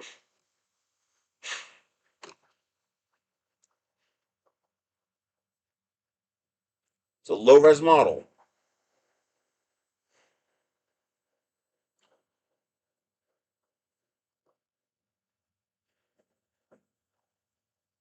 Are you serious? Is this program this asinine? That's an undo button. That's not going to do a damn thing.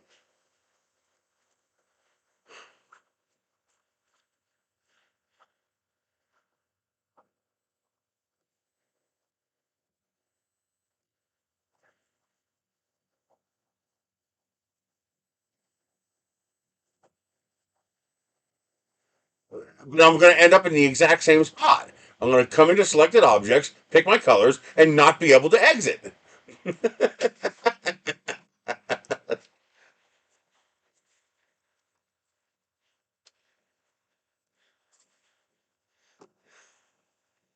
Now you know why I like Simplify 3D so much.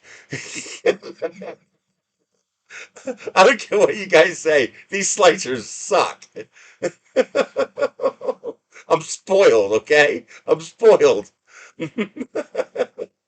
um, I know exactly what's going on. I am in an interface that I need to exit out of. It's like being in this paint. See how these are the high? I can't pick these? That's because I need to exit out of whatever I'm in. It's not this. It's interesting that it'll let me do that.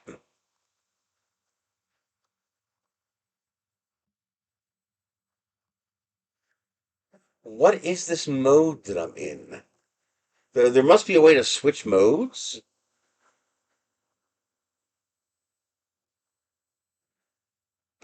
What's this?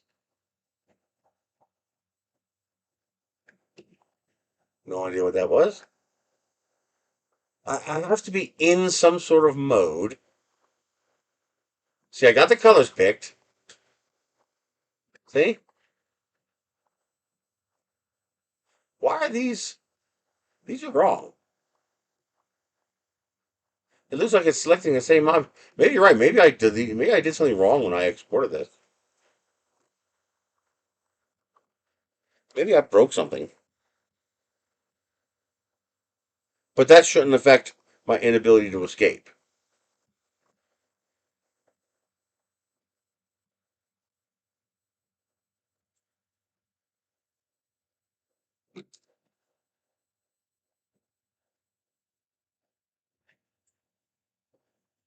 I did. No effect. Um.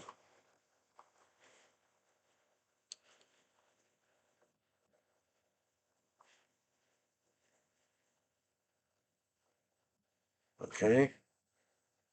Let's try this one more time. Because one of you guys mentioned that I clicked something when I did the yellow. So let's do this again and see what happens. Maybe I did goof something. Although, that doesn't explain why I couldn't exit that screen.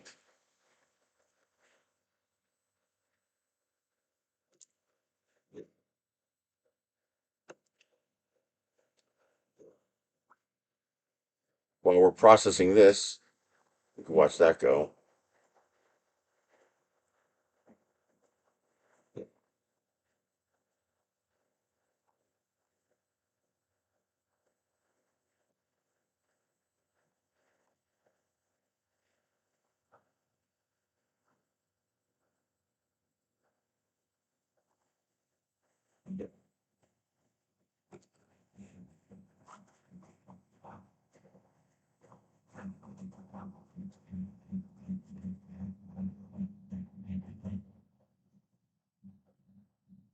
fuck?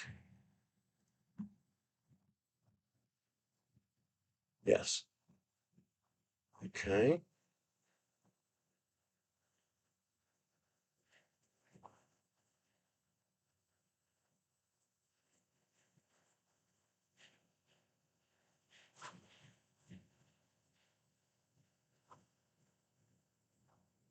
Uh,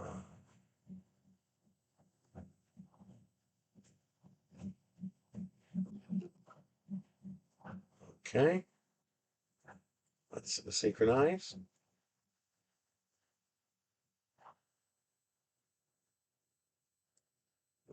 Well, why the fuck is an A1 Mini showing up anywhere?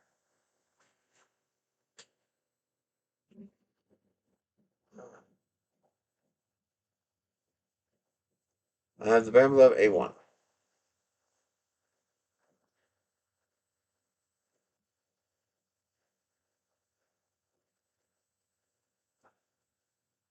What the fuck?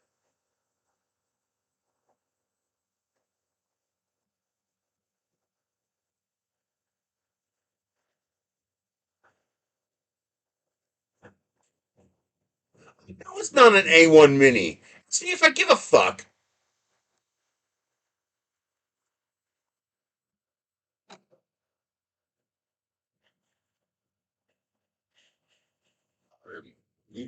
Can I not synchronize while it's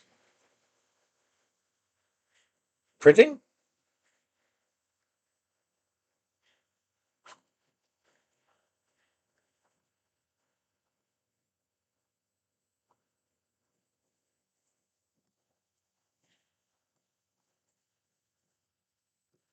Okay, that's got the right colors. This is out of it again, so let's delete this piece of shit.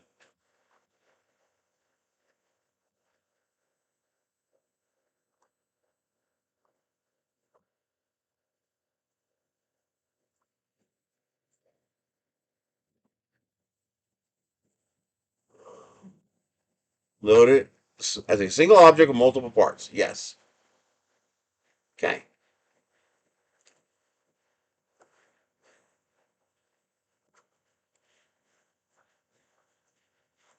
Okay. I've loaded this new single object, multiple parts. How the hell do I paint this by object? I don't want to paint by area. I got 3 objects here. I want to make each piece a different color. How do I do that?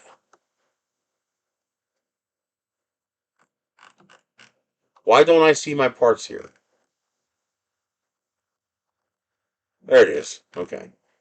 So I got 1, 2, and 3 parts.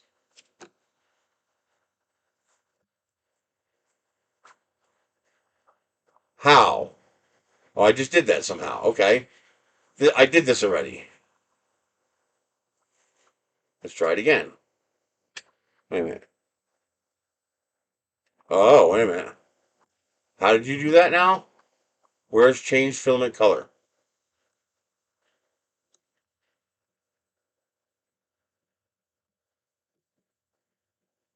You said choose change filament color. That doesn't mean anything to me. Where is choose change filament color?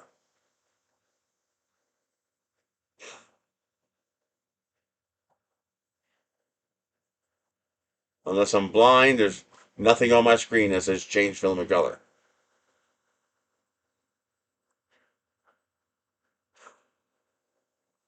Right click on the object, change filament to this one. Okay, there we go. Then we select this one, right click, change filament. We're going to do you in the green for now. Right click. Okay, this is working. White. Why to change both?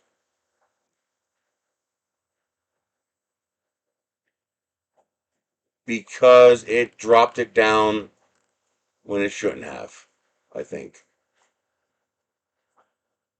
No, it didn't. I don't get it. Let's do this again.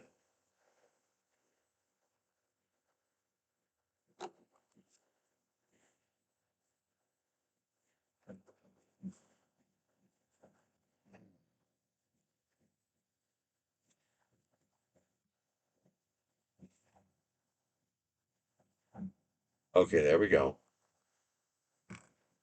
Right click. Excuse me. Red. The flag yellow. Change filament. We're going to make that the green since we don't have yellow loaded yet.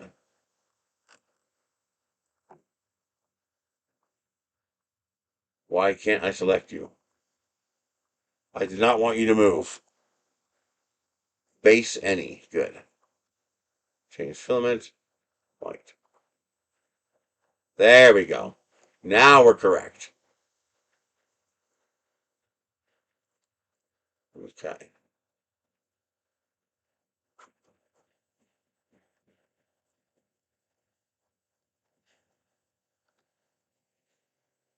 Now, in a situation like this, where the main color of the flag is yellow, I would probably do this in yellow too. So you're only using two colors. But in this case, it doesn't really matter. Okay.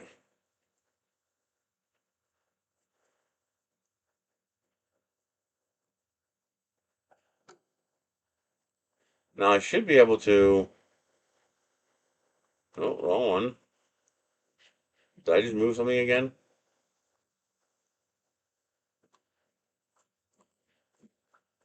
Stop moving it. Okay. Flag yellow. Change filament. So I have to pick from the four.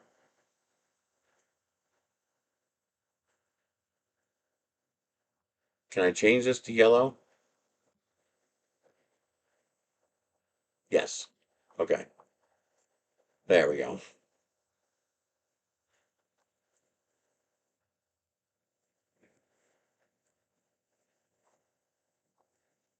Um, Print screen.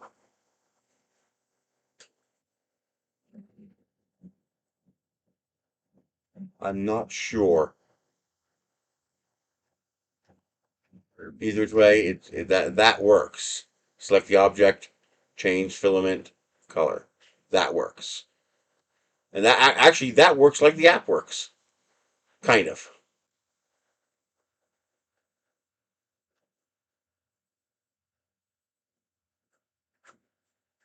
Okay.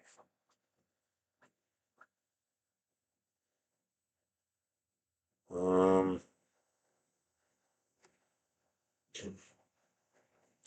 I guess what I need to do is, first off, is it doing some silly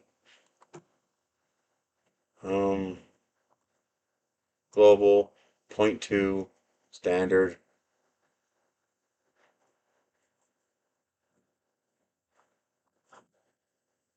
Okay, slice plate.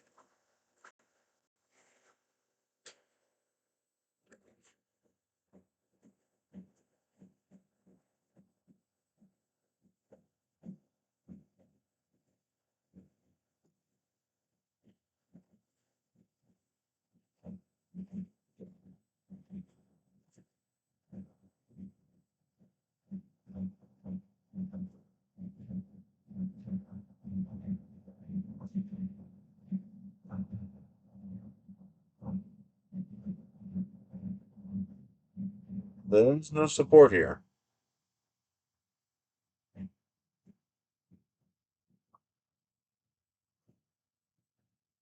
Is it slow slicer?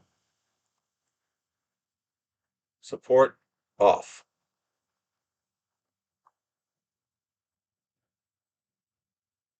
You can check necessity all you want, you ain't getting it.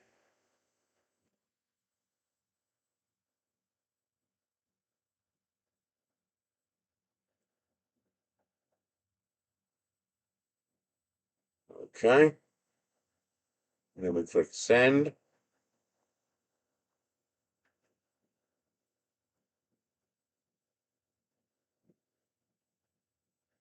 I have to actually click send.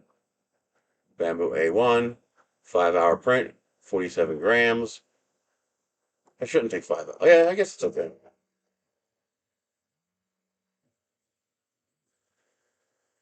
Hey, you know I'm on a stream.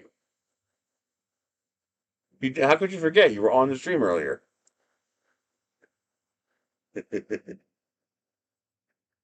What's that? Yeah. Okay, well, hurry up. What do you need? Okay. Well, I gotta get back to the street. I love you too. Bye. Okay. Well, let me send while I'm printing? I guess the answer is yes.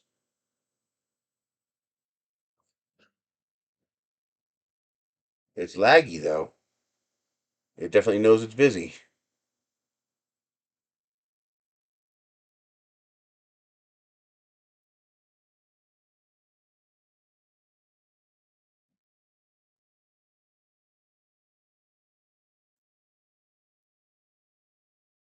Yeah, it takes 3 clicks. Once to select the line, once to select the box, and then again to bring up the menu to select the color. It's weird. I like the select object right click, though. That works clean.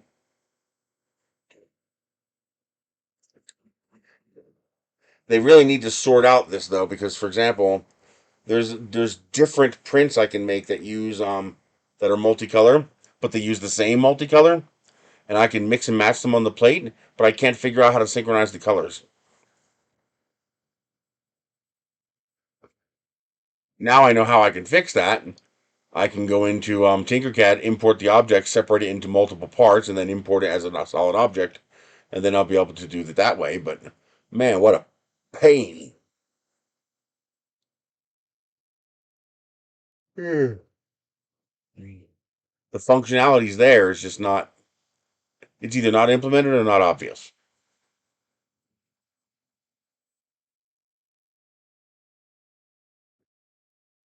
But the for the stuff that I make, select object, change filament color. That's great. That worked good.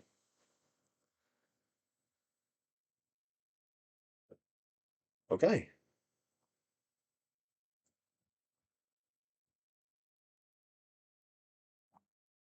so I should be able to save project as Zia flag 3MF. Yes. Now this is all I should need to upload to Maker World, right? And then other people will be able to just bring this in and do what they want. I think that's how that works.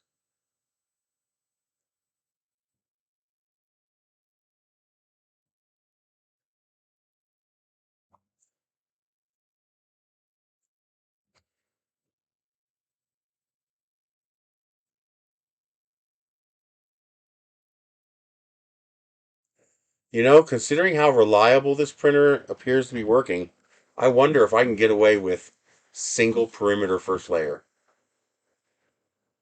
Because a single perimeter first layer will make the multicolor fill look better.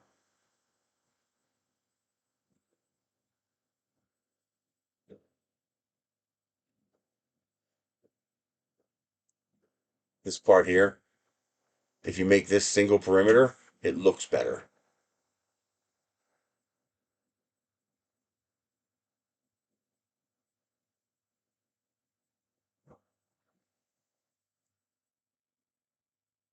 There we go.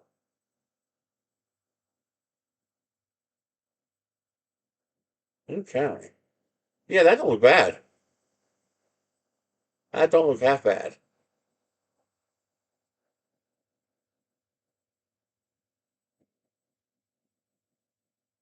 And I think I can, um, the way these work, you can see this loop wraps around this loop. So I think to put multiple panels together, I could just do thread. Send a needle through here, tie it, tie it, tie it. It'd be a pain in the butt, but I'd be able to print out sections and then stitch them together.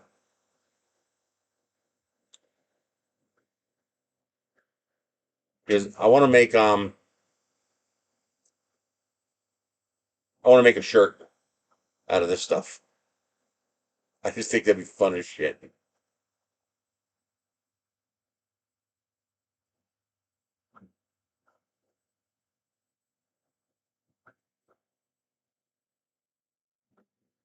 Do you guys know how to I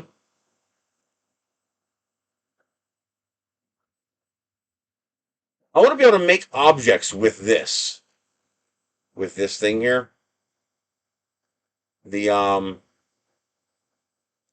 because for example, making a tie out of this would be pretty cool. Making a belt out of this would be pretty cool.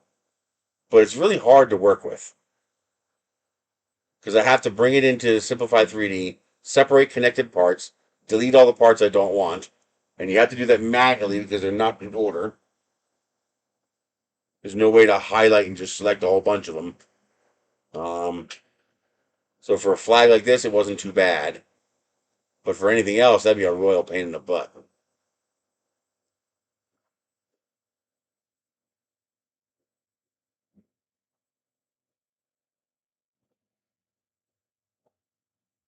A Z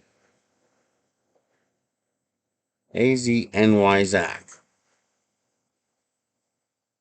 Zany Zach. Hang on.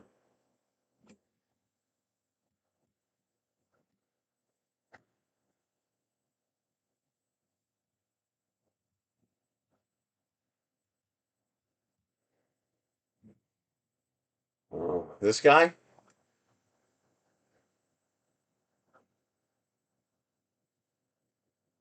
Um, Pretty sure this is not what you meant.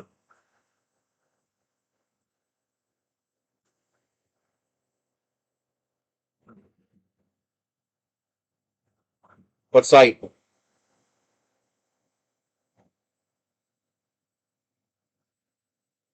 What site for Zany Zach?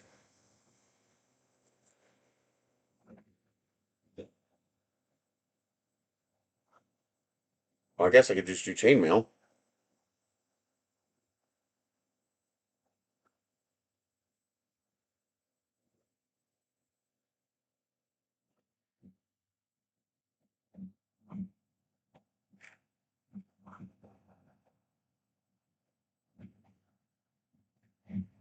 Oh. Whoever this guy is, his SEO is overriding my attempt to search for Zany Zach. Okay. That's the problem with SEO. You can actually break the search.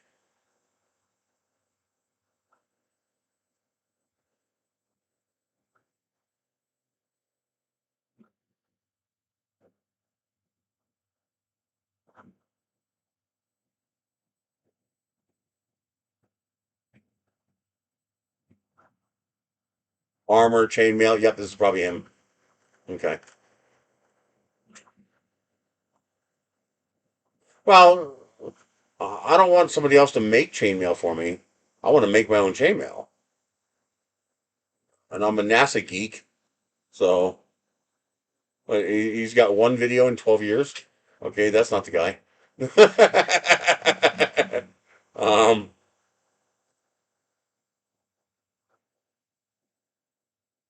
yeah, I wouldn't be surprised because I saw this one here, RMF 2025, and his name comes up. Ow. Oh, you talking about the guy who he made the whole entire suit out of chainmail?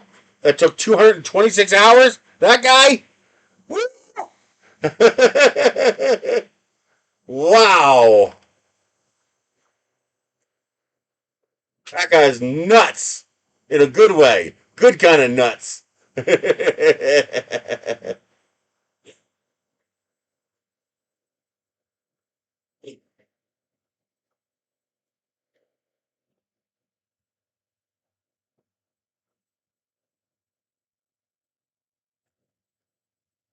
All right, now how do I find it? Um,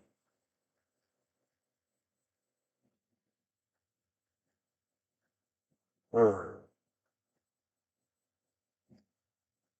guess I just have to keep doing this, huh? That's 5.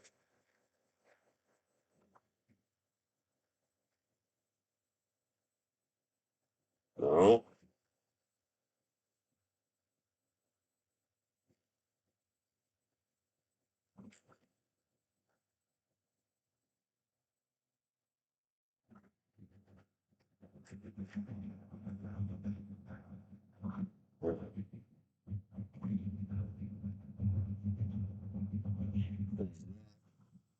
There's a Miku. There's a Lambo. This guy? No. Yeah, is that guy? No. There's another guy who had the full chainmail. Is it this guy or the other guy?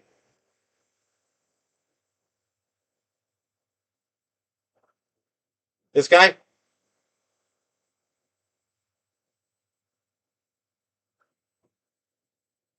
Acidity Studios. How are you doing?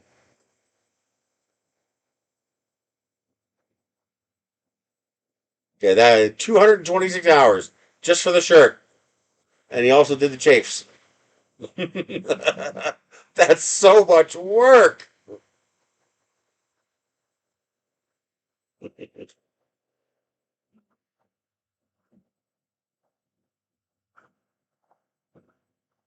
I want to do one with the NASA chainmail though, just because I'm a NASA geek.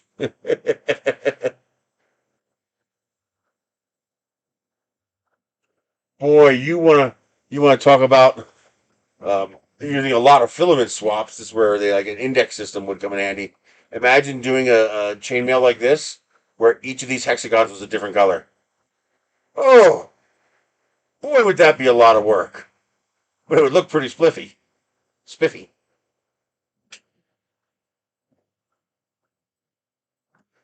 How's this going? Good. Is it done? Nope, 99%. Looks good.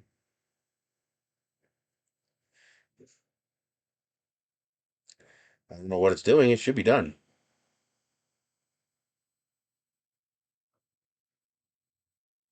Ooh, thunder. We're gonna get a little rain.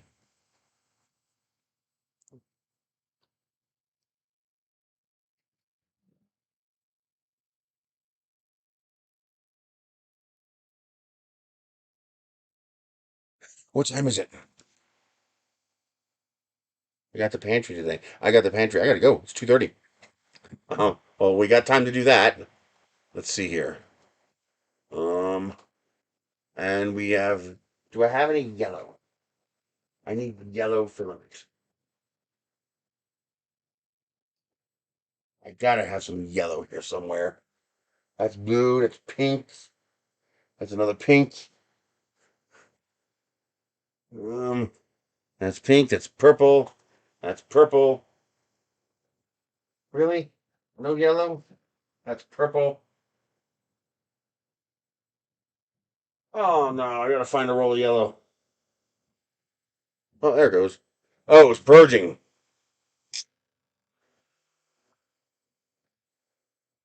That's what it was doing. I can bring this back to normal. Come on, let me grab the damn box.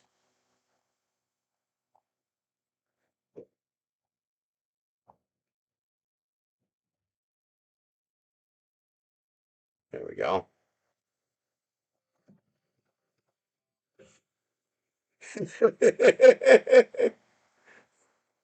Okay. Ooh, that's still hot.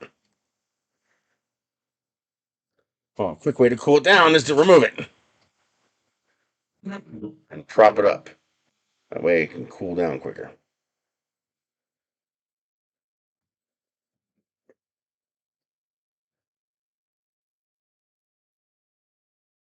Okay. I already loaded this onto the memory card. So all I gotta do is change the green. 1 week. Just a week. Not that one. This one.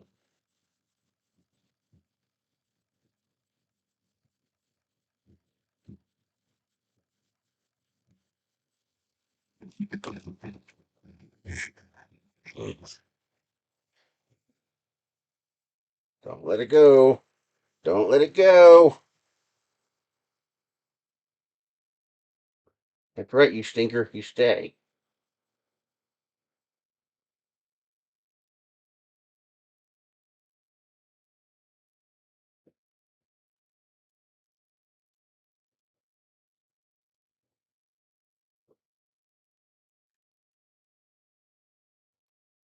80 centigrade, it looks like.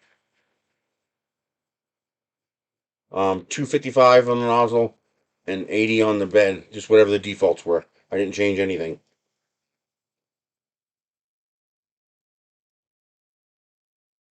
Okay. I gotta go grab a roll of yellow. Don't want to reprint nothing. Is there no way to cancel out of this? I can hit that. Looks like there's no way to get out of this screen. Oh, that does it. I thought OK was going to reprint.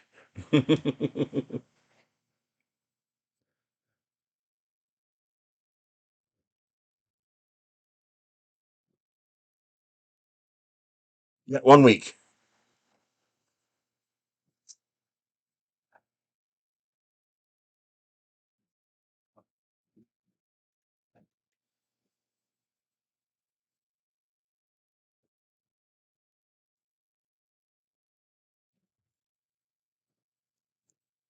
Boy, that support's really on there. Oh, it comes off.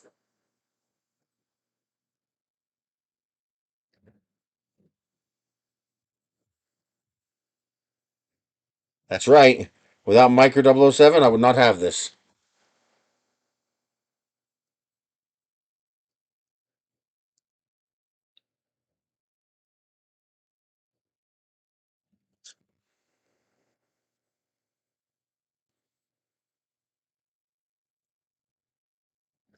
Hey, that support came off pretty good. Not bad.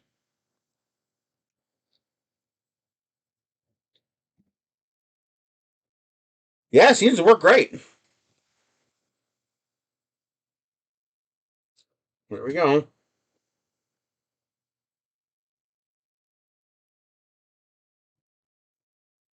I got zero complaints about that.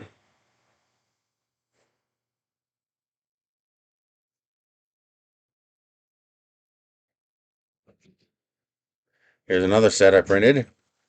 That came out fantastic, and he's printed in an hour.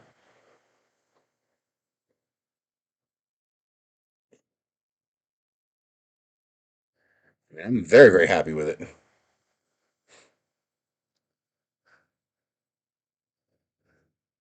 The only big mistake I think they made on the A2L is limiting the heat bed to 80.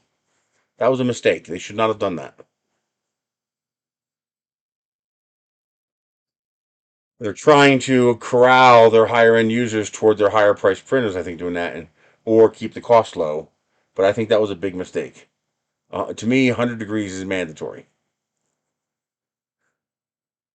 With a 100-degree bed under the correct conditions, you can open air nylon and ABS and ASA as long as you're careful, especially if you're using a small print.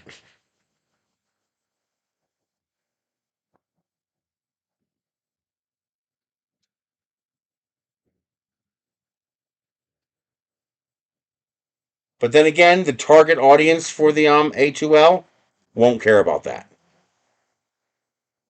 The target audience is only going to be printing with PLA, PETG, or TPU, all of which will print fine on that. It allows you to print your helmets and masks. It allows you to print shoes, and more importantly, the big deal with the A2L is this: your purge waste is per color change, not per model.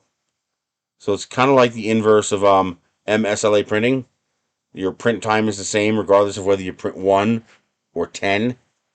So for your people who are buying 4, 5, 6, 7 of these machines to monetize them, the A2L is now going to allow you to fit a whole hell of a lot more small stuff like this on the bed, which is basically going to erase the issue of poop waste.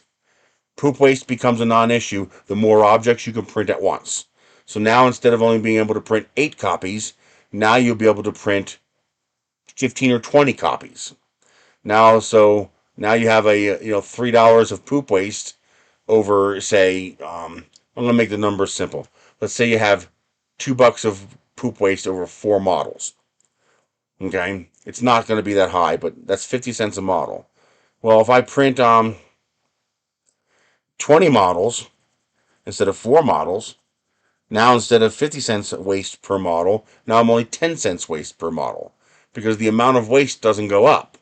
The amount of waste is exactly the same, but I'm getting more models, and that is what people have been wanting. People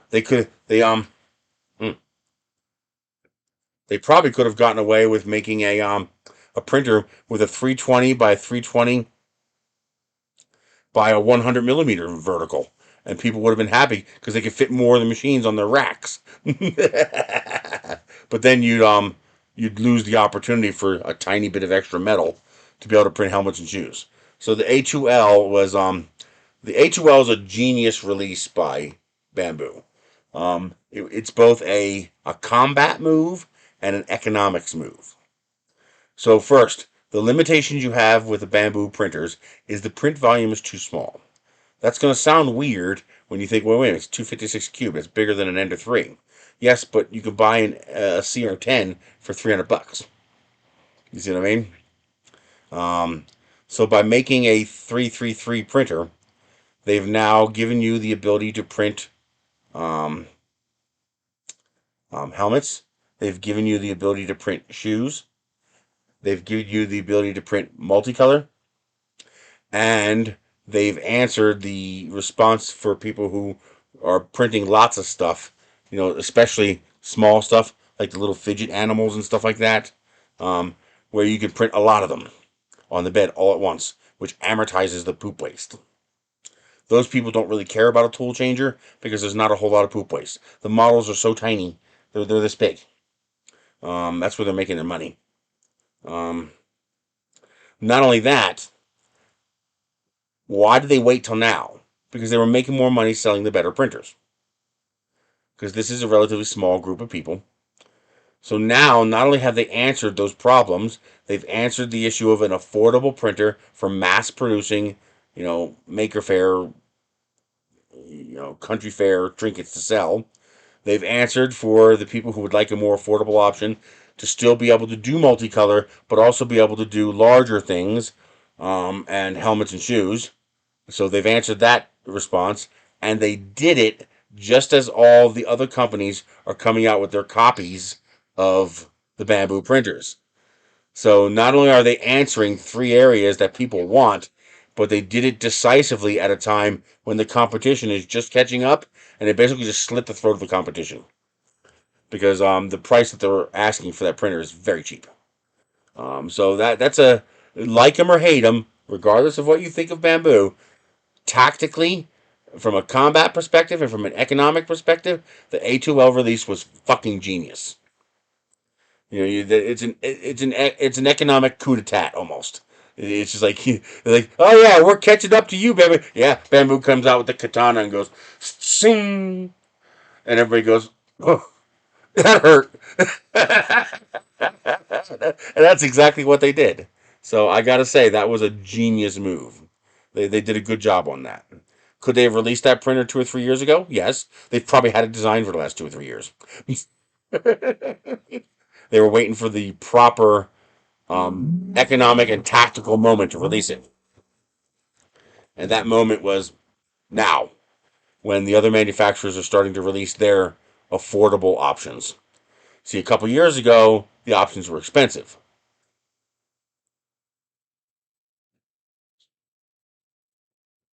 Glandular filaments? Well, I have no need for the A1 except for multicolor. I mean, printing stuff like this on the A1 is a waste of my time. Why would I even bother? I mean, if I want to print a big sheet of this, I pull out the 400 by the 444 printers and I print a 400 millimeter piece of that. There's no reason to print any of that on the A1. For me, the only point of the A1 is the multicolor. I have over 100 printers. If I want a printer to print something, I just pick one. I mean, the whole for me the whole point of the A1 is multicolor. But that's the kind of the genius of this affordable entry level bed slinger, is that it's an affordable $300 printer if you don't need multicolor. It's an affordable $400 printer if you do need multicolor. You see what I mean? So it works for everybody. I'm still curious why the AMS costs so much. I know it's not just price gouging. It does actually have to have some sort of a cost, because otherwise there'll be no reason to make the AMS light. The only reason to make the AMS light is because they needed a more affordable option. Um, I just I'm just looking at this device. I can't see where $300 is. I just don't see it. I don't know. Maybe it's just me. Maybe it's weird. Maybe I'm just not seeing the costs. But you're talking a bunch of plastic, which is nothing at their scale. At the scale that these people make stuff, for an American company, that's a lot of There's no R&D. There really is no R&D. There's not much R&D in a multicolor printer. That R&D has already been done for them. We did it with our multicolor printers. Prusa did it with their MMU unit. It's all the same thing. After that, it comes down to software. Do you know what the biggest R&D thing is with a multicolor printer? The biggest R&D thing with a multicolor printer. The one thing they had to learn to make multicolor printing work. And people ask this, and I keep seeing people ask this question, and it's like, do they really not understand? The biggest thing that we learned from multicolor printing, and it's the reason why there's so much purge waste, and you can't get around it, except with a tool changer, you can't get around it. Changing the filament. That's the difference. Changing the filament is what made multicolor possible. And that did not require any R&D. It did not require any hardware. It was all software. All software. So here's the thing with changing filament. How do you change filament? Well, the one thing you cannot do is pull the filament out. You know what happens if you pull the filament out. Sure. 6 out of 10 times, maybe 9 out of 10 times, you get lucky and it pulls out just fine.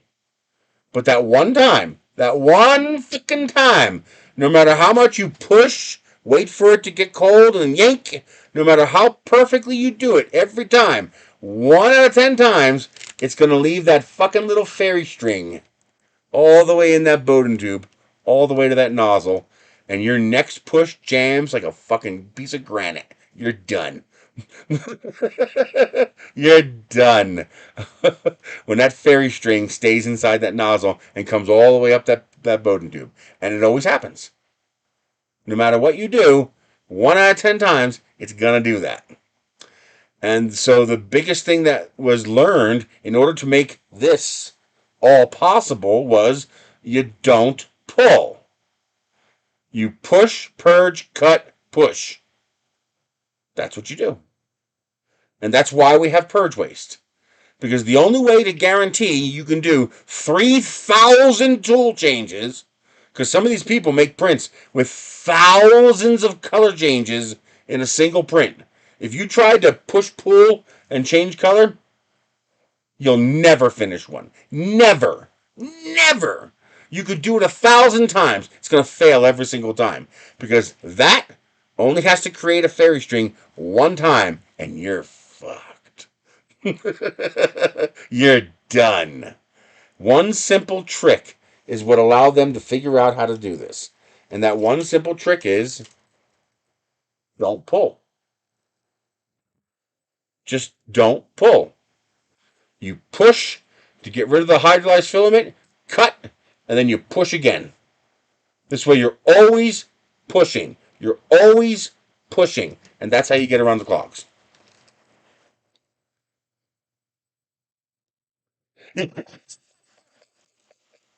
But that's the nature of it though. I mean even the tool changer does the same thing. That's why tool changers have cutters. Why does my tool changer have a cutter? Because you can't pull. If you pull, you're screwed. So even with a tool changer, you want to change color, you cut and push. You never pull.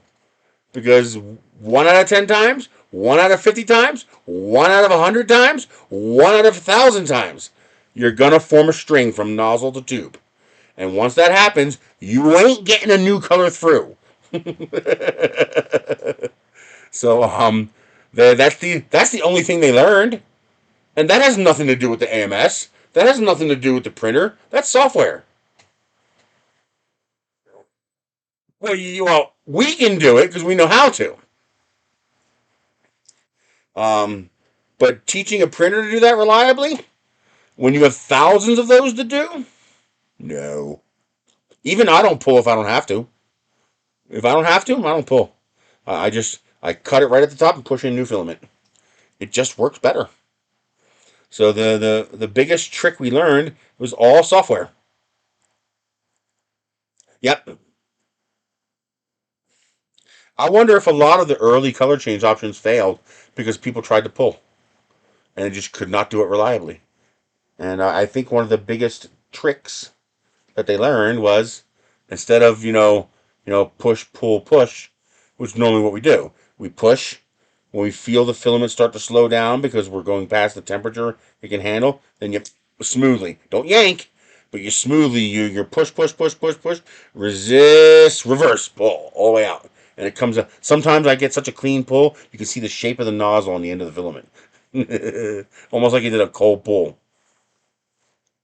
That's the problem. That's why Prusa failed. Because they were trying to do a pull. That's the tip shaping. That's when we're doing our 3D print and we do our push pull. We're trying to avoid creating that string. We're trying to create that clean end on the filament. That's tip shaping. And that's why it failed.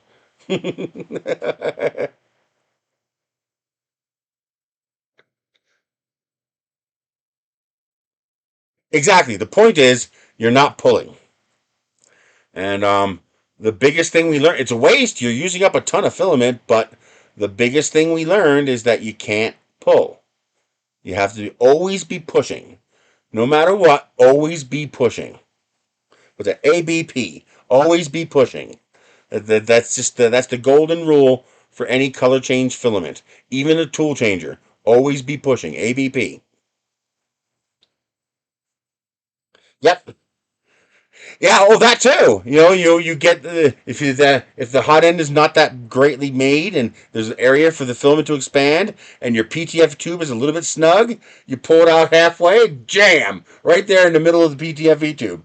I've gotten filament so stuck in there that I've actually kinked and bent the PTFE tube because I'm pulling so hard that fucker's not coming out. It's done. It's a permanent fixture inside that tube now. That doesn't happen too often, but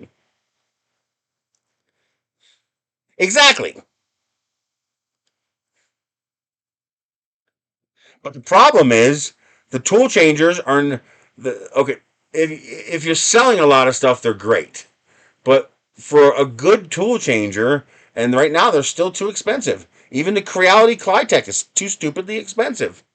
I was hoping the Index Clytek system would allow them to fit more tools in the smaller print volume. Because 270 cubed is a good volume. 256 to 270 cubed is a good print volume.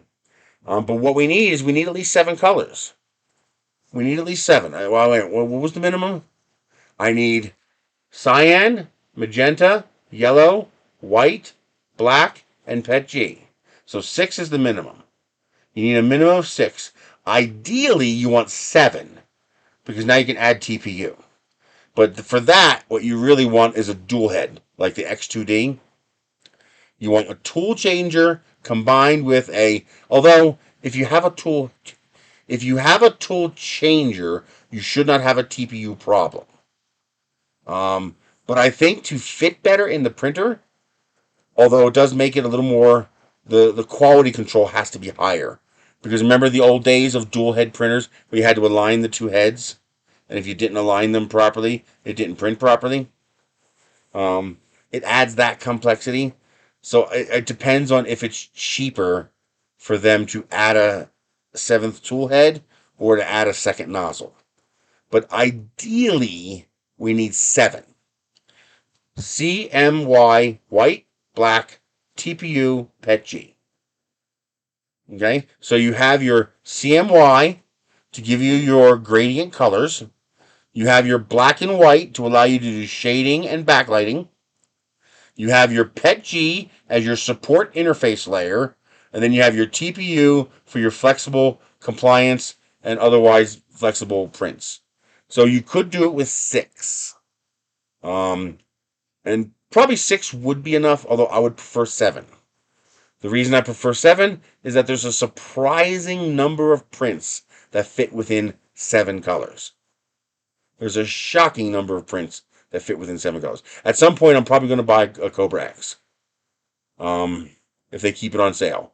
In the next 6 months, 8 months, if I can afford it. I'm probably going to buy a Cobra X just because for $449, I can get a 7-color printer. It has the 4 built in. You lose one of them, you add their AMS. Now you have 4 plus 3. That's 7 colors. And there's a surprising number of prints both on Maker World and that I want to print myself that I made that use 6 and 7 colors. Once you hit 6 or 7, it's surprising that it covers a lot.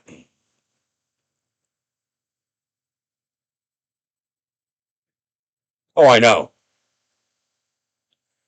But the only thing stopping me from adding 4 AMSs to a printer is the cost. I'm not paying $1,200 to add 4 AMSs. That's nuts. Oh shit! I forgot about the pantry, and now it's raining. I don't know if I want to go. I don't want to get wet. I hate getting wet. God, I hate getting wet. Although here in New Mexico, getting wet's not so bad. The rain actually feels good. But yeah, if ideally, if you're gonna pay the money for a tool changer, you want at least 6.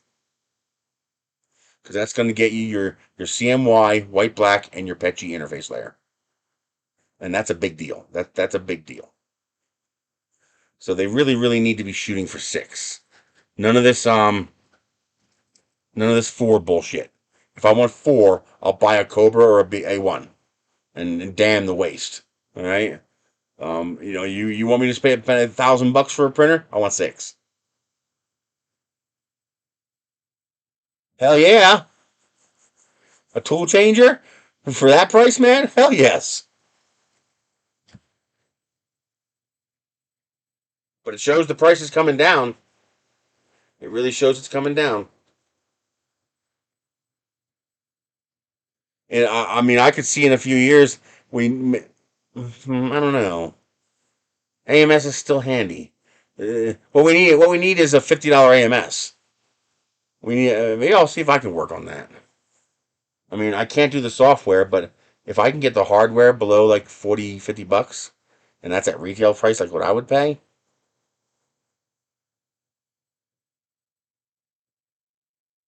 Whew,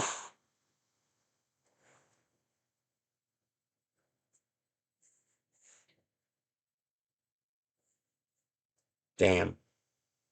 Something to work on. Something to work on. Yeah, but now you're gonna see the used price of those printers skyrocket now that you can add color for $55. All right, I want to go run to that pantry. I want to see what they got today. Um, I will see you guys later. Let me know what you're thinking. Let me know in Discord what you think of all the prints I made. Um, I mean, so far I've had 0 issues. I mean, really, it's been working perfectly. Hate them or love them, they build good printers. Hopefully, Bambu Studio gets improved a little bit. Although I have a feeling most of that is my own obstinance. I'm just not familiar with how to use um, Bambu Studio and Orca. I have a feeling if I actually just started using them, I'd eventually start figuring a lot of this stuff out. So a lot of it might just be new user error, me being unfamiliar with it. If you have any ideas for simple flags, I'm gonna make a Canada flag using the hex one because the Canada flag is nice and easy, and you guys have a pretty flag. So I'm gonna make a U.S. version for the hex tags, and I'm gonna make a Canada version. If you guys can think of any other things you want me to try to make with the flags, let me know, and I'll do them up for you. And so I'm kind of in a thing with. I can't finish the flashlight yet. I can't sit at this table long enough to do all the soldering. As soon as my leg heals up, it really is a pretty flag. I don't care what people say about it. I mean, it's just well. Although I'm kind of biased because I like the maple leaf. I really like the maple leaf. The maple leaf is just a beautiful leaf. But it really is a nice looking flag.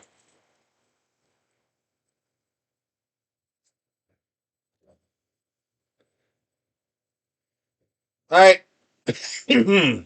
I will see you guys later. Be good. Have a good day. Have a good night, etc. Blah blah blah. Whatever. I don't know. Be good.